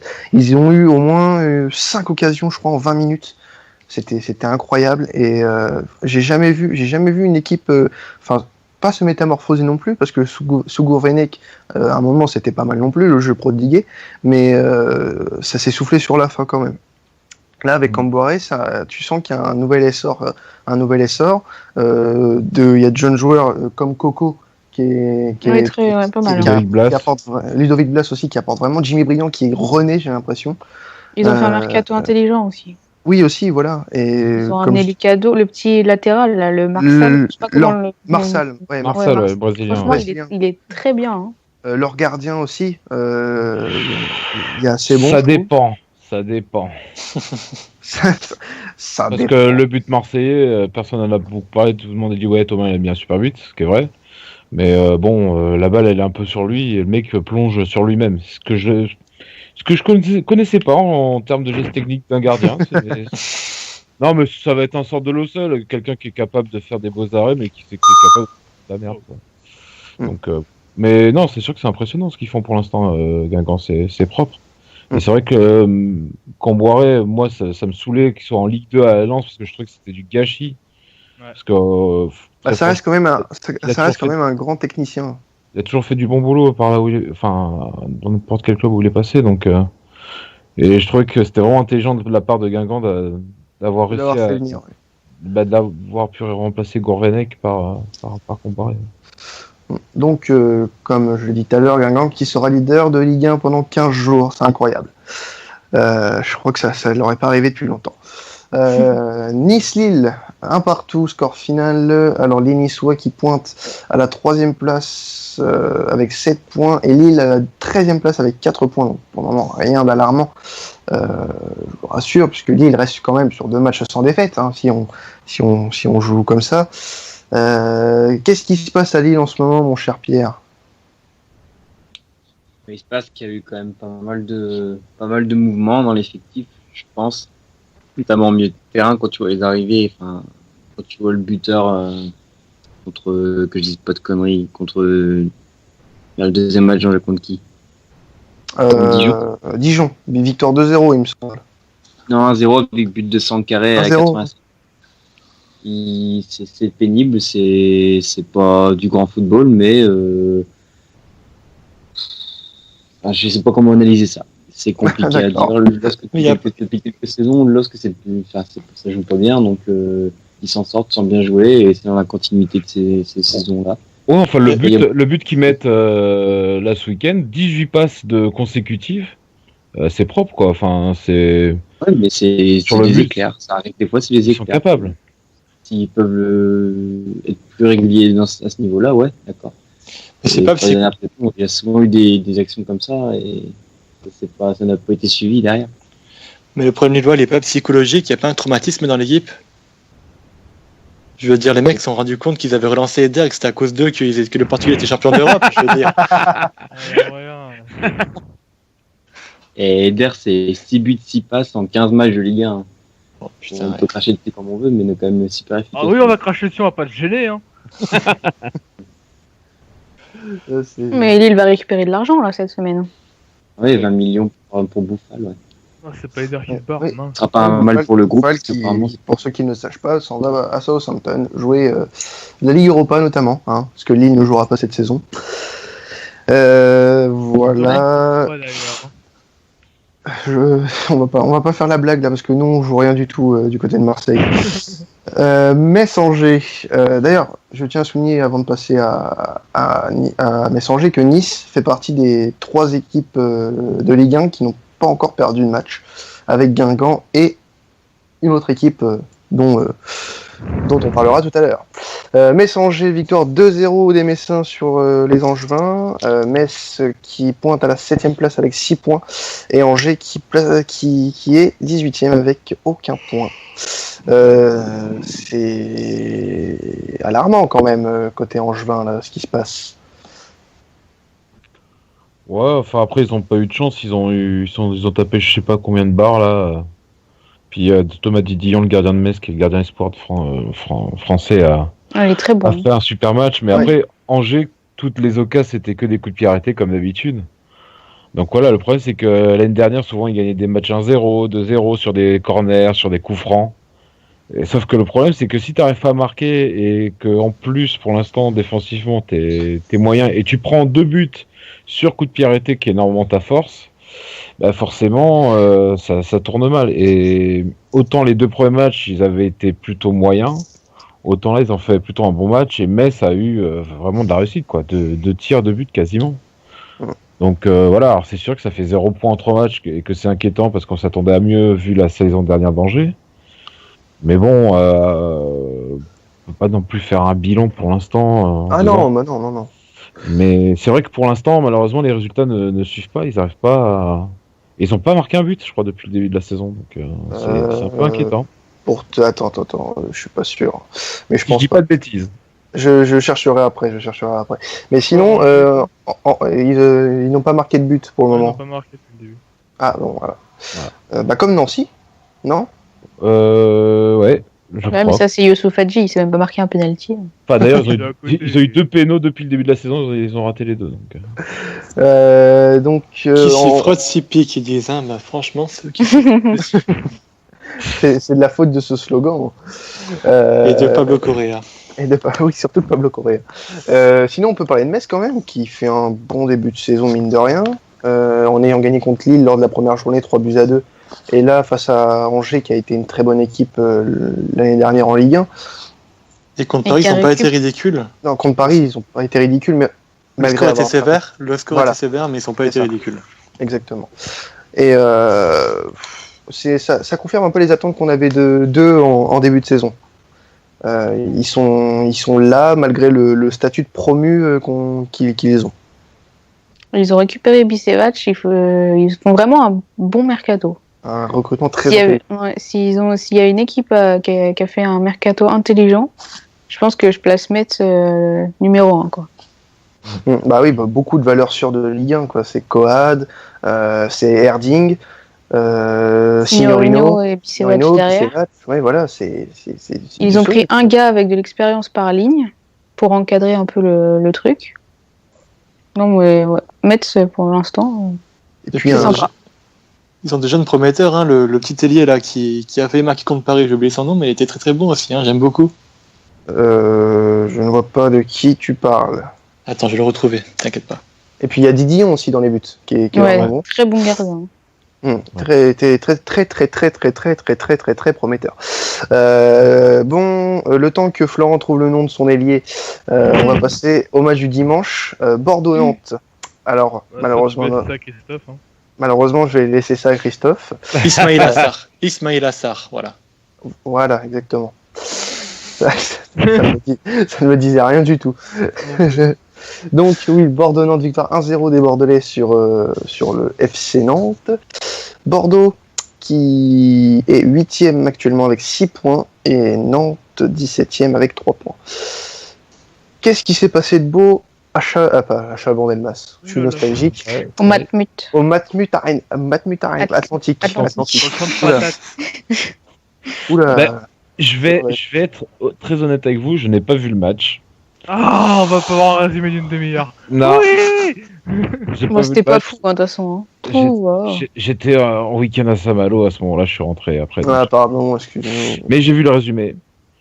Bon, il n'y avait pas énormément d'occasions apparemment. Un bon Ménez. Apparemment, ouais, très bon Ménez, très actif sur le début du match. Et puis surtout, une super passe décisive pour Diego Roland.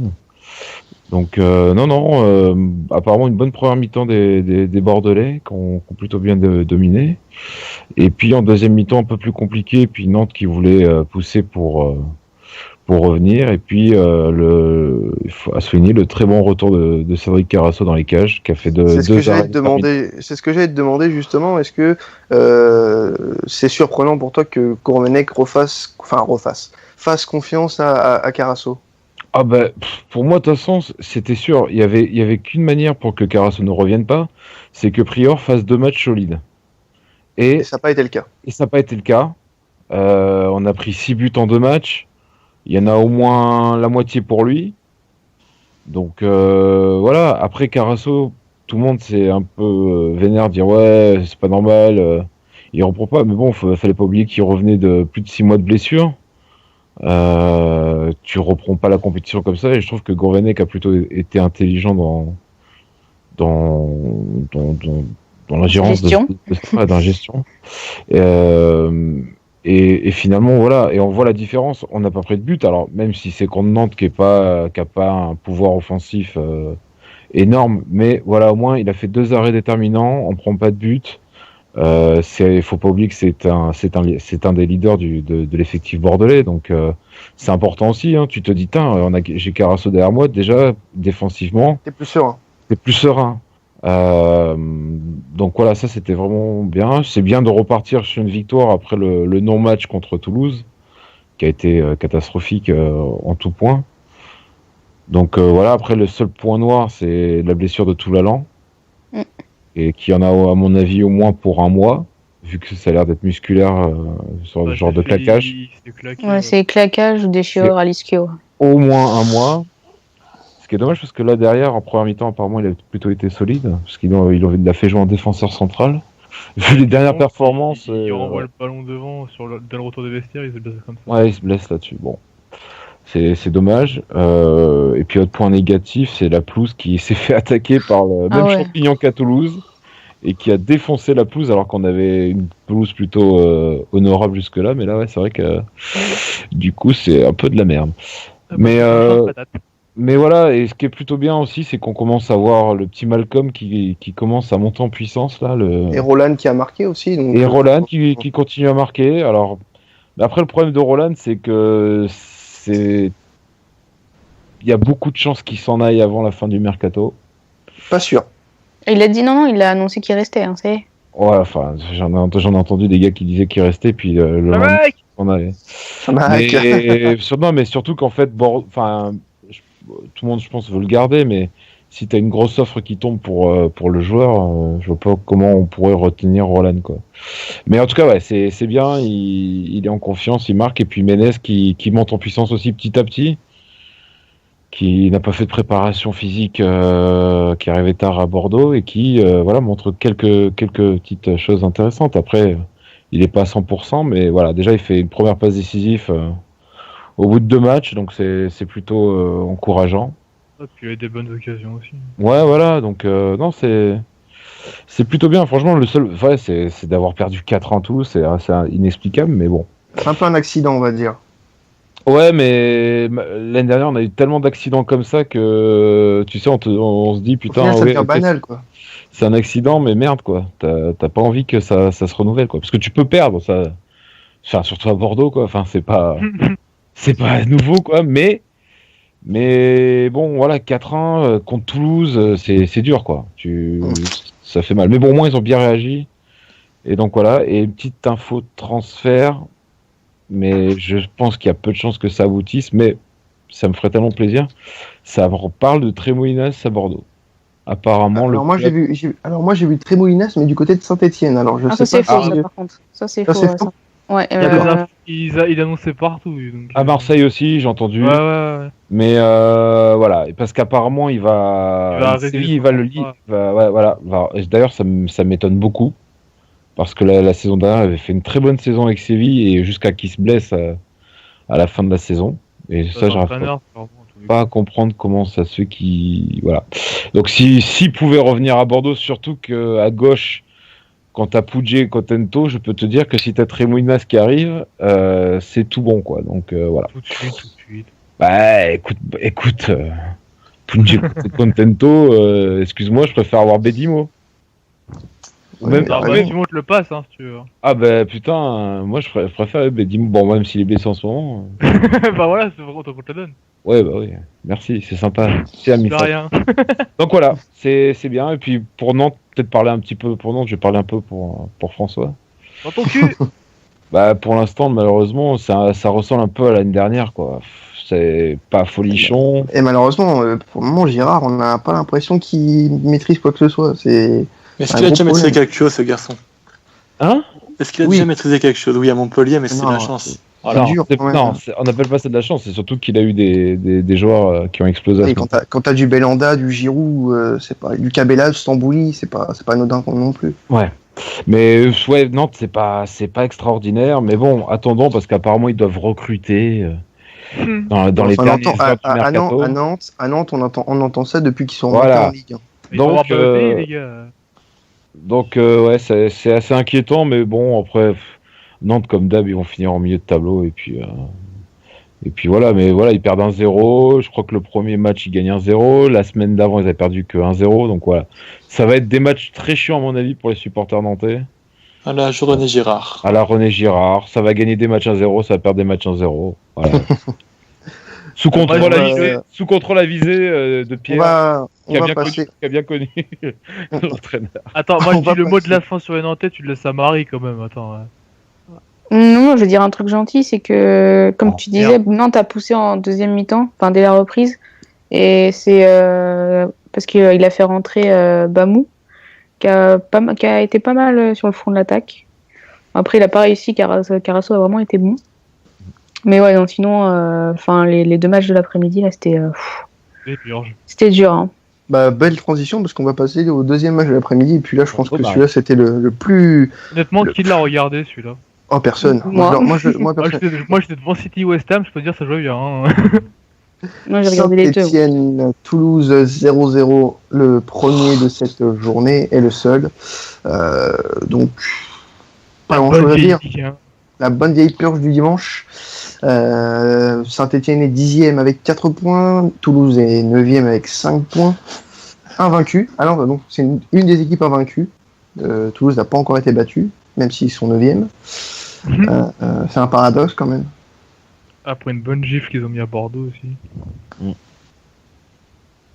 Ouais, mais bon, je t'ai dit, c'est un accident. Et puis, contre Saint-Etienne, ils ont fait le taf. Ils étaient là pour prendre un point. Ils ont pris leur point. Et puis voilà, ils ont pas cherché plus Vraiment, c'était une que sacrée ça surprise. face à une équipe de Saint-Etienne peut-être aussi fatiguée Ouais.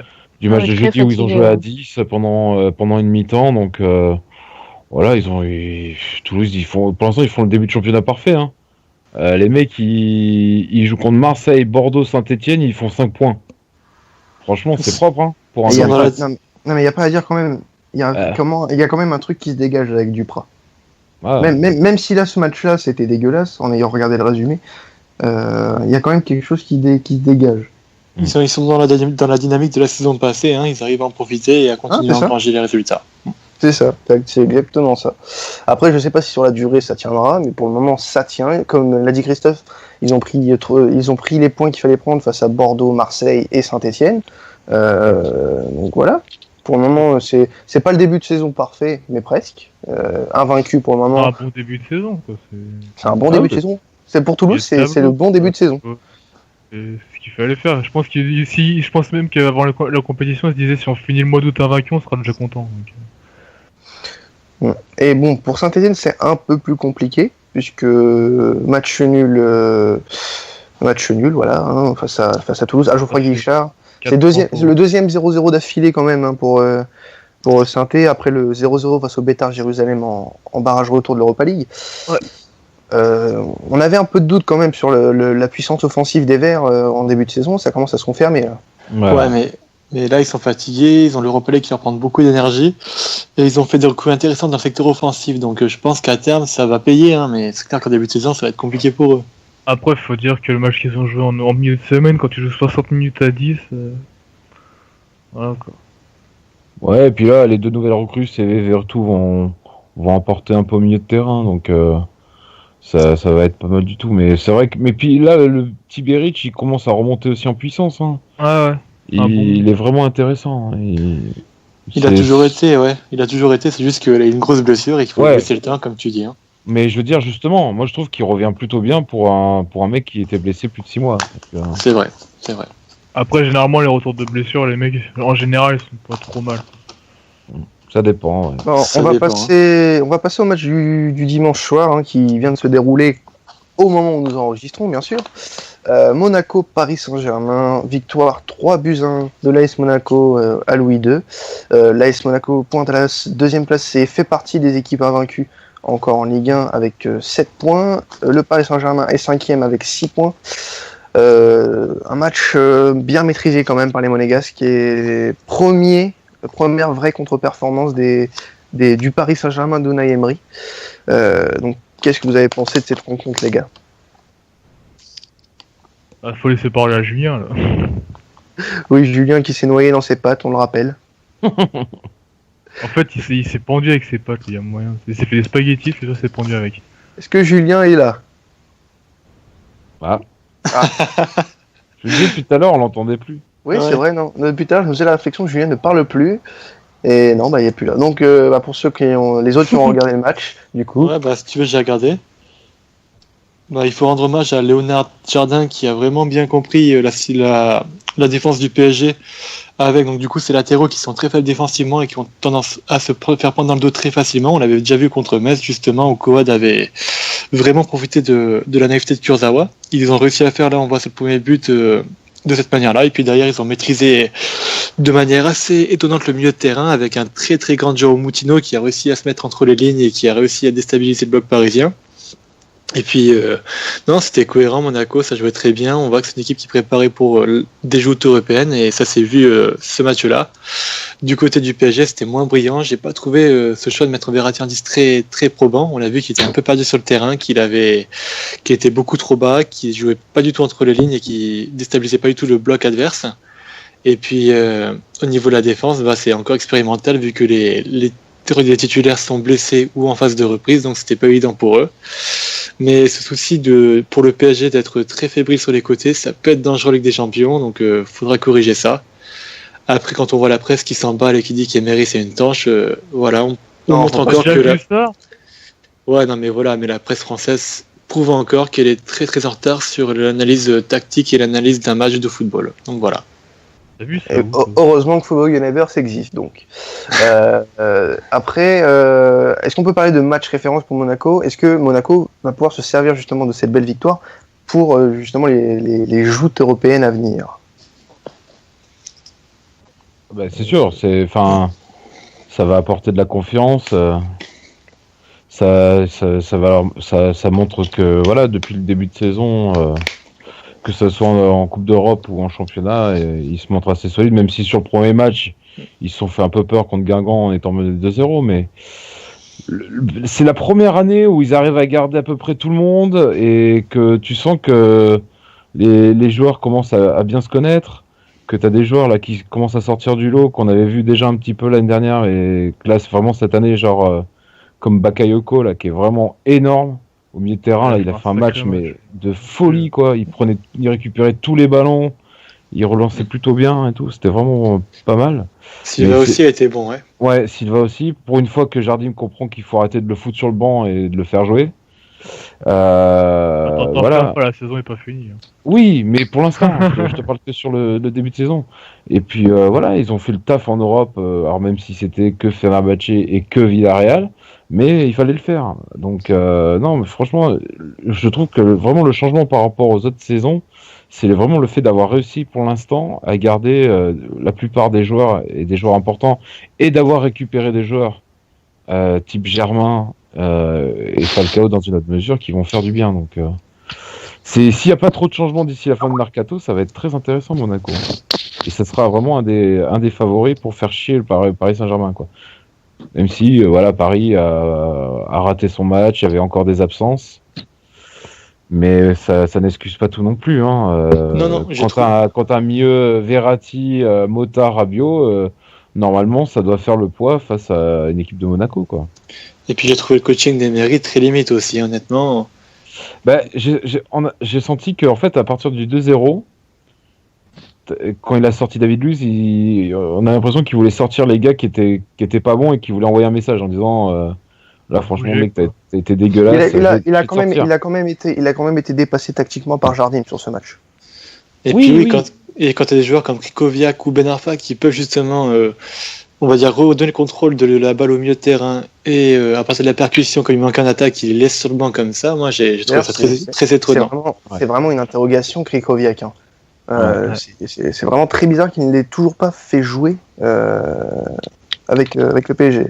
Non mais surtout quand tu les vois qu'il les a fait chauffer à la mi-temps, je me suis dit qu'il allait faire au moins rentrer un ou deux joueurs.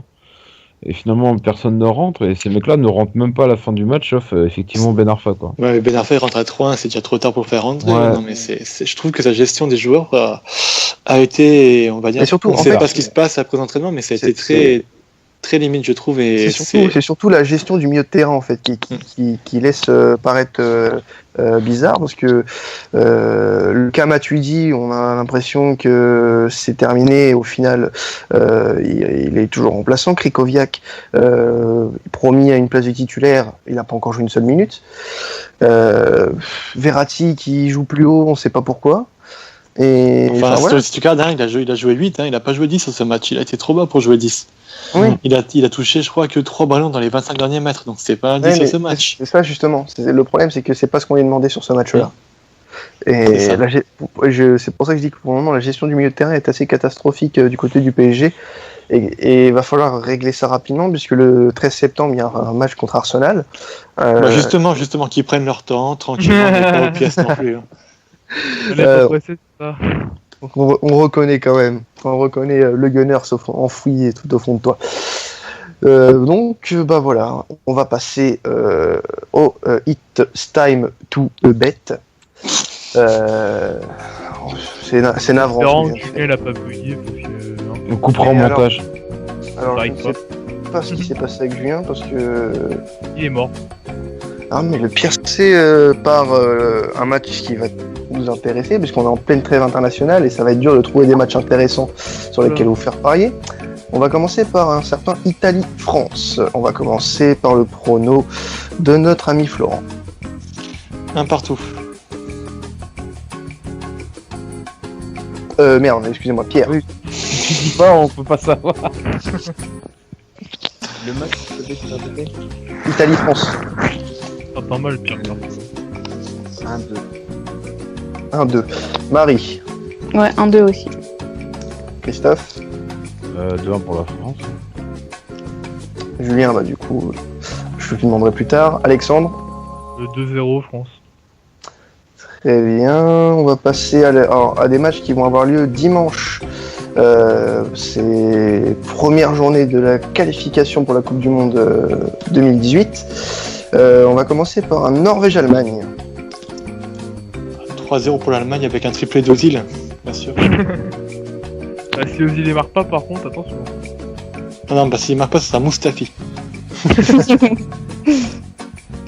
pour l'Allemagne. 2-0 pour l'Allemagne. Ozil Podolski.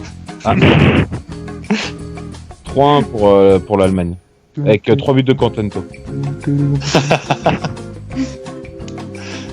4-0 Allemagne. République tchèque, Irlande du Nord. Attends, laisse-moi réfléchir. Ouais, Un partout. ouais, on fire. Non, Ça sera l'autre. c'est pas l'Irlande du Nord, ça. Bah, Ah si. bah, si. Bah, Ah, si. Putain, si, Ah, oulala, mais- excusez-moi. oh c'est là vrai. là. Florent, C'est pour cette affirmation négative, tu auras moins 2. Putain, non, mais. C'est une heure du mat, on aurait se fatigué, non? Will Griggs on Fire, t'es pas nord-irlandais? Bah bien sûr. Oh là là, bon écoutez, voilà. 1-0 pour l'Irlande du Nord, avec toutes mes excuses, j'ai un but de Will Quick. Ah, partout. Hein. 2-1 République tchèque. 1-0 pour la République tchèque. 1-0 Irlande du Nord. Slovaquie, Angleterre. 2-0 pour la Slovaquie. Désolé, il n'y a pas beaucoup de matchs. Hein. Ouais, c'est dur à parier. C'est à qui après C'est à Pierre. De partout, j'ai dit. Ah, mais on t'entend mal. On t'entend Ouais. mal, Pierre. 2 partout, il a dit, je crois. Oui, il a dit de partout. De partout. Voilà. Ah, nickel. 2-0 pour l'Angleterre. 2-1 pour la Slovaquie. 1-0 Angleterre. Serbie-Irlande. Bon, c'est quoi ces matchs encore? 1-0 pour la Serbie. J'essaye de faire le compte. Hein. Serbie-Irlande. Le compte, il joue à Lorient, donc il essaie de pas de le faire, il est pas avec eux. 0-0. Et t'es déjà à -2 aujourd'hui. Tu veux. Qu'est-ce que tu veux de plus? J'ai plus rien à perdre, du coup, je m'en fous. Là, c'est à Marie, du coup. 1-1. Excusez-moi pour les matchs. 3-1 pour la Serbie. Avec ce qu'on a. Ah oui, c'est intéressant, ça change. 1-0 pour les hooligans. Oh, bah tiens, remarque raciste. Alors, attends, parce qu'il y a... Ah, il y a un Croatie-Turquie qui est intéressant. Ah, tu découvres les matchs, en fait. Non, en fait, il a mis les matchs sur l'équipe samedi, tu vois, puis regarde s'il y a... Ah non, mais je me souvenais plus que c'était la trêve internationale, en fait, et j'avais pas vu qu'il y avait des matchs aussi pétés que ça. Sur international, là, c'était... 2-0 pour la Croatie. D'ailleurs, une revanche des phases de poule de Ouais, l'Euro. les matchs de l'Euro, ouais. Hier. J'ai pas entendu. Oh, Turquie, Croatie, Croatie. Turquie. Croatie-Turquie ou Turquie-Croatie? Croatie, Turquie. 3-0 Croatie. 2-0 Croatie. 2-1 Croatie. 1-0 Croatie. Ukraine-Islande. 1-0 pour l'Islande. Ouais, pareil.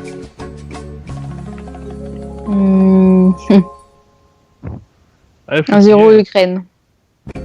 2-0 Islande. 1-0 Islande. Israël-Italie. Oh, le football champagne. 2-0 pour l'Italie. Ouais, que 4-1 Italie. Ah, quand même. Je vais dire 4-0 Italie. Ah, quand même. 2-0 l'Italie. 1-0 Italie. Très bien. Donc on pariera sur les autres matchs de la semaine prochaine, lors de la prochaine émission, évidemment. Là où vous saurez où en est le classement, hein, cette fois. Je vous le T'as pas promets. oublié d'ici là. Bien sûr, si j'ai pas oublié d'ici là. Mais je vais faire exprès d'oublier, tu vois. Rien que pour Il y te a des faire claques qui chier. se perdent. Ouais, il y a des points au moins qui se perdent aussi si ça continue. Ah, Florent. Si vous voulez, j'en ai 2 à distribuer, hein. Y a pas de souci.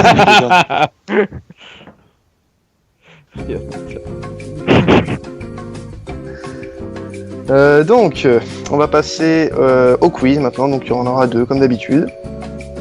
Alors, on va commencer par un quiz où il faut retrouver les compositions de départ. C'était un certain Italie-France en 2012. Donc là, pas d'équipe pour ce jeu-là. On va commencer par la composition de la France. Donc, je le rappelle, c'était le 14 novembre 2012. La France s'était imposée 2-1 en Italie. C'était un match amical. Qui était titulaire du côté de la France? On va commencer par Monsieur Martinez. Oh putain. Laisse-moi réfléchir du coup, hein, parce que là, 2012. Alors, les remplaçants ne comptent pas, hein, c'est les titulaires. Ah bah, ça j'avais bien compris. Est-ce que Matuidi jouait? Matuidi était titulaire. Exactement. Pierre. C'est un match officiel ou un match amical? Non, match amical. Bah, Koscielny. Oui, Laurent Koscielny était titulaire. Marie. Benzema. Eh ben non. Et Alors non, Benzema n'était pas là. Donc Marie est éliminé. Christophe. Patrice Evra. Patrice Evra était dans le 11 de départ. Alex. Lloris, tout simplement, capitaine. On refait un tour. Florent. Sagna. Bakary Sagna. Et non. Ah merde. Non. Pierre. Rami. Non, il n'y avait pas de Rami. C'est à Christophe du coup. Debuchy. Mathieu Debuchy, c'est bon. Sako. Malheureusement, il y avait Sako. Le mec met un coup de slip. Donc Sako était titulaire. Christophe, c'est à toi. Olivier Giroud. Olivier Giroud était titulaire. Valbuena. Valbuena était titulaire, était homme du match et avait même marqué. Christophe, Blaise Matuidi. ça a déjà été dit. Ah, pardon. Tu peux juste redonner 2012, mais quel mois? Novembre 2012. Novembre 2012. D'accord, donc c'était Deschamps. Qui c'est qu'on n'a pas dit? On va tenter, mais je pense pas. Mais Pogba? Non. Ah, j'ai peut-être- Pogba, première sélection en 2013. Ouais. Donc, Alexandre. Moussa Sissoko était titulaire, bien joué. Alors, pour le reste, il y avait Koscielny, ça a été dit. Je sais pas si ça a été dit. Oui, Koscielny. oui, Oui. c'est Evra a été dit. Il y avait Capou. Ouais. Capou. Ah oui. Titulaire. Capou. Et Ribéry était titulaire aussi. Ah ouais, putain. Ah ouais. Voilà. Donc, les 5 premiers points vont à Alexandre. On va faire la compo italienne maintenant. Oh là là. On va commencer par la personne qui a été éliminée en première. C'est Marie. Yeah. Buffon. Qui ça? Buffon. Éliminé. Oh putain, de la violence. Éliminé. C'est Famille. qui était éliminé en deuxième. Famille. Florent. Florent. Ouais. Bah, c'est à toi. Ouais. J'essaie de gagner du temps pour réfléchir un peu. Ou chercher sur internet, ça dépend. Ah non, pas du tout, je suis pas comme ça quand tu sais très bien. D'ailleurs, j'aurais Oui, dit c'est Buffon comme Marie en plus au début, donc. Alors attends, réfléchis. Marchisio. Marchisio, c'est bon. Du coup, c'est à Pierre. Chiellini. Chiellini, c'est bon. Christophe.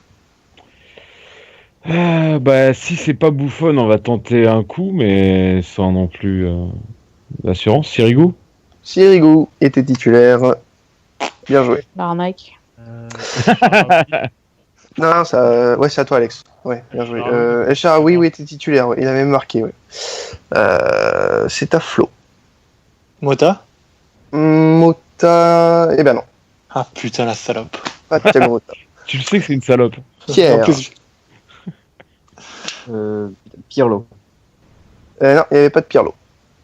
Putain. Non, pas de Pirlo.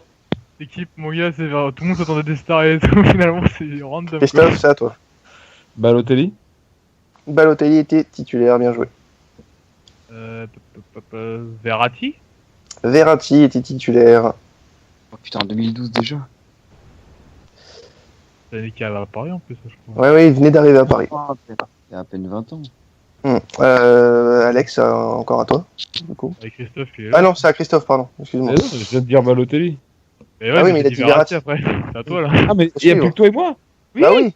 Ah merde. Barzagli. Barzagli, oui, c'est bon. Montolivo. Montolivo, c'est bon. Allez, je vais le tenter celui-là. Abaté. Ouais. Il vous reste 2 joueurs et Abaté n'est pas dans cette liste. Ah. Jovinko. Non, pas de Giovinco. Donc ça recommence. Christophe. Bonucci, ça a été dit. Oui, ça a été dit. Non, ça n'a pas été dit. Bonucci, je dis vas-y. Ouais. Et Bonucci, c'est pas bon de toute façon. Au moins, j'aurais peut-être. Mais Bonucci était remplaçant. Ah. Super. Oui, voilà. Je donne des infos. Ah, bah attends, Non. Non, pas de Florenzi. Alors, dernière chance, sinon aucun point. Christophe. Je vais dire Diamanti. Diamanti est rentré en cours de jeu, mais il n'est Ah, pas titulaire, Putain. malheureusement. Voilà. Alexandre, dernière chance. On sait rien. On sait rien. Sors-moi un nom, sors-moi un nom de joueur italien au hasard. Il y en a un qu'on a Totti. pas. Vas-y, c'est un italien au hasard, Totti. Non, Pas de Totti. Rossi. Non, les deux autres que vous n'avez pas cités, c'était Maggio et Balzaretti. C'est qui? Ah, Balzaretti, oui. C'est Balzaretti de Rome. Voilà. Putain. Donc, on va passer au deuxième quiz, le quiz spécial déclaration qu'on aime tant. Et on va le faire par équipe, hein, parce que c'est plus marrant. Oh. Donc, comme on est encore un nombre impair, parce que Julien nous a lâché, je vais désigner des chefs d'équipe. Marie, tu vas constituer une équipe et tu vas commencer à constituer ton équipe. Et la deuxième personne qui fera une équipe, ça sera Alexandre. Marie, qui choisis-tu en premier? Pierre. Pierre, Alex. Quel mauvais choix. Tu choisis Christophe? Quel mauvais choix. Donc Marie, Pierre et Florence seront ensemble et Christophe et Alexandre formeront la deuxième équipe. Voilà. Donc Marie, il faut choisir un nom d'équipe, hein, tu dois le savoir.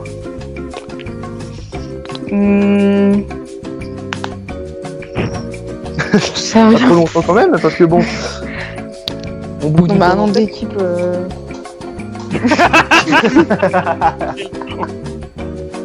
Surtout qu'au montage, je l'entendra pas parce qu'il y aura l'original. Je sais pas moi. Bah vas-y Florent, t'es si bon dans ce domaine. Eder Fan Club.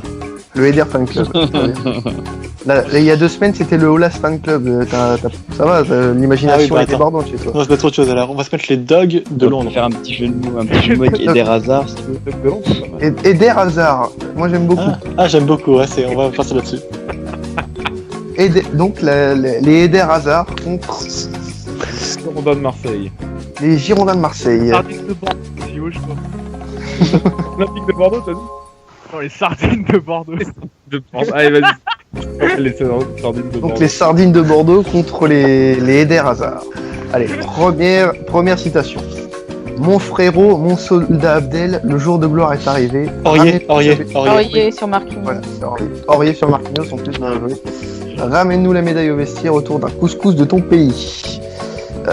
Voilà, petite blagounette de Serge Aurier. 1-0 pour Eder Hazard. Deuxième citation, c'est un entraîneur. Si on ne doit pas se renforcer, c'est embêtant. Si on doit prendre...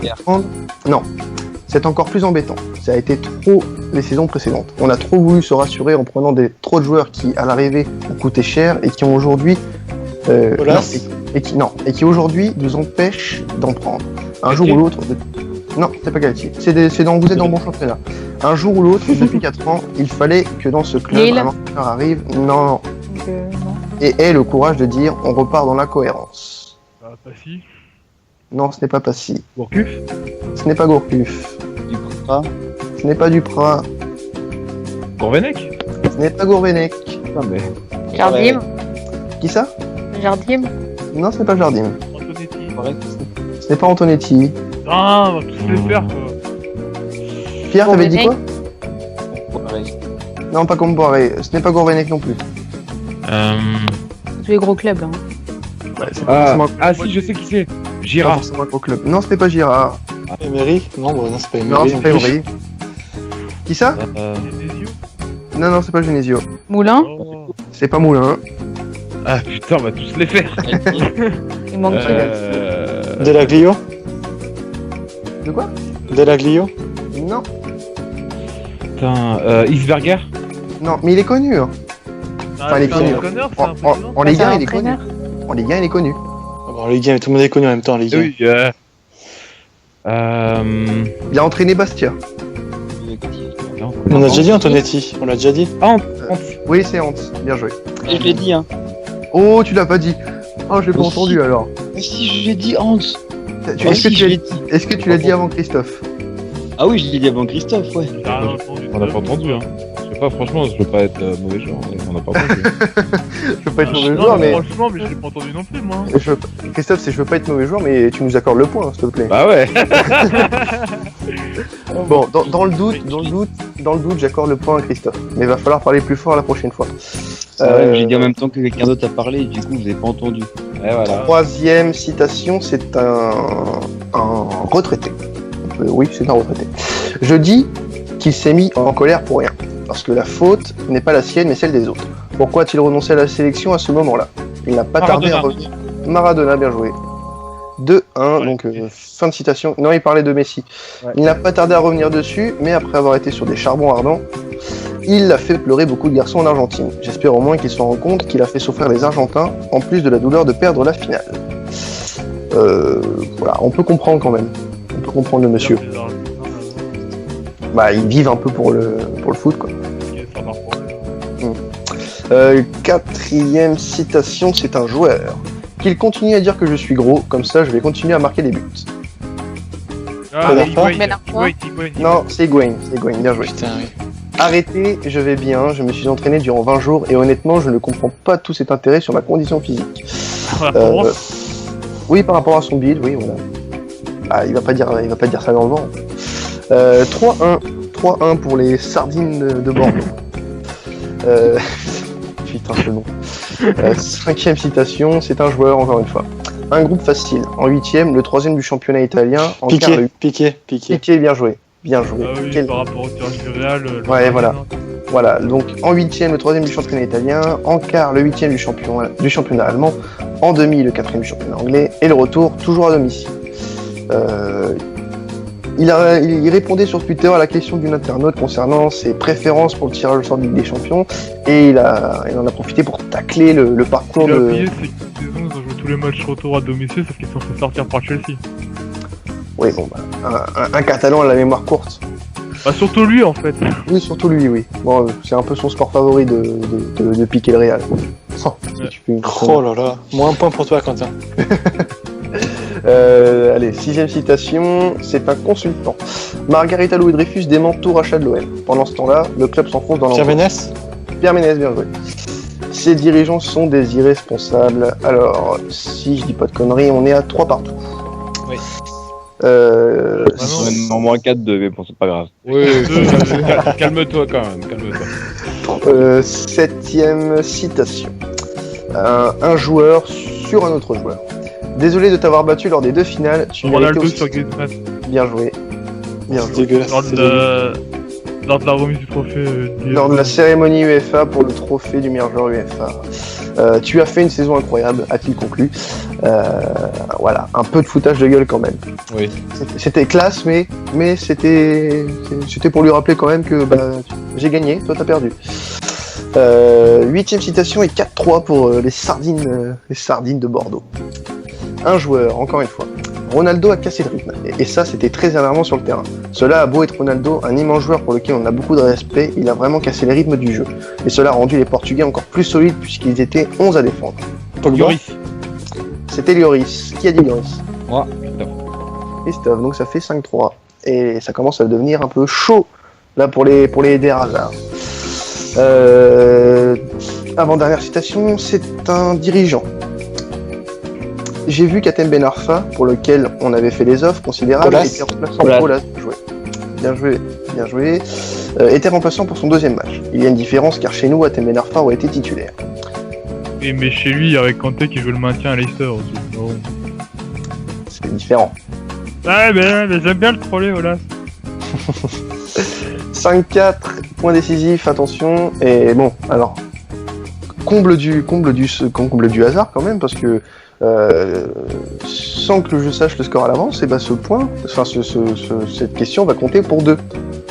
Comme C'est par bizarre. hasard. Bizarre. Comme par hasard. Je ne comprends pas pourquoi. Il y a eu 6-4, ouais, ce point compte pour 2. Non, pour 3. Pour 3, bah, Et voilà, oui. on aurait compté comme ça, bien sûr. C'est un entraîneur. 1 heure avant le match, il y a 60 abrutis avinés, débiles mentaux. Duprat, c'est Christophe qui a été plus rapide. Et c'est les sardines bordelaises qui gagnent. Marseillaises. Marseillaises. Oui, pardon. Oui, bordelaise. Alors, je termine la citation. Deux pseudo-supporters qui nous ont craché dessus à un feu, ont tapé sur le bus, ça a mis du peps à notre équipe, grâce à eux, on s'est bougé. Je ne savais pas que les Bordelais pouvaient être violents. Si t'appelles des crachats à la violence.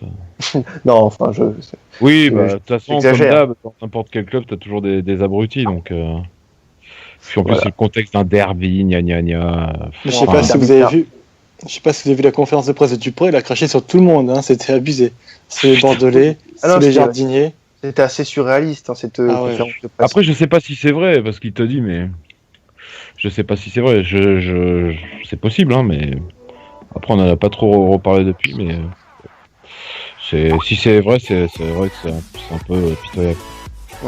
Et donc l'histoire de la vie d'un Gunners, vous êtes encore en train de perdre. Voilà, ça vient pas de moi, ça vient de Julien. Donc, je vous laisse les amis parce que c'est la fin de cette émission. On se retrouve la semaine prochaine pour un nouveau numéro. Merci à Florent, Pierre, Marie, Christophe, Julien et Alexandre d'avoir participé. On se retrouve, comme je l'ai dit tout à l'heure, enfin il y a un instant. Je vais y arriver, Olivier. La semaine prochaine, rejoignez-nous sur Facebook, Twitter et abonnez-vous à la chaîne. C'était un plaisir de vous présenter cette émission. À la semaine prochaine. Salut. Salut. Salut. Au revoir.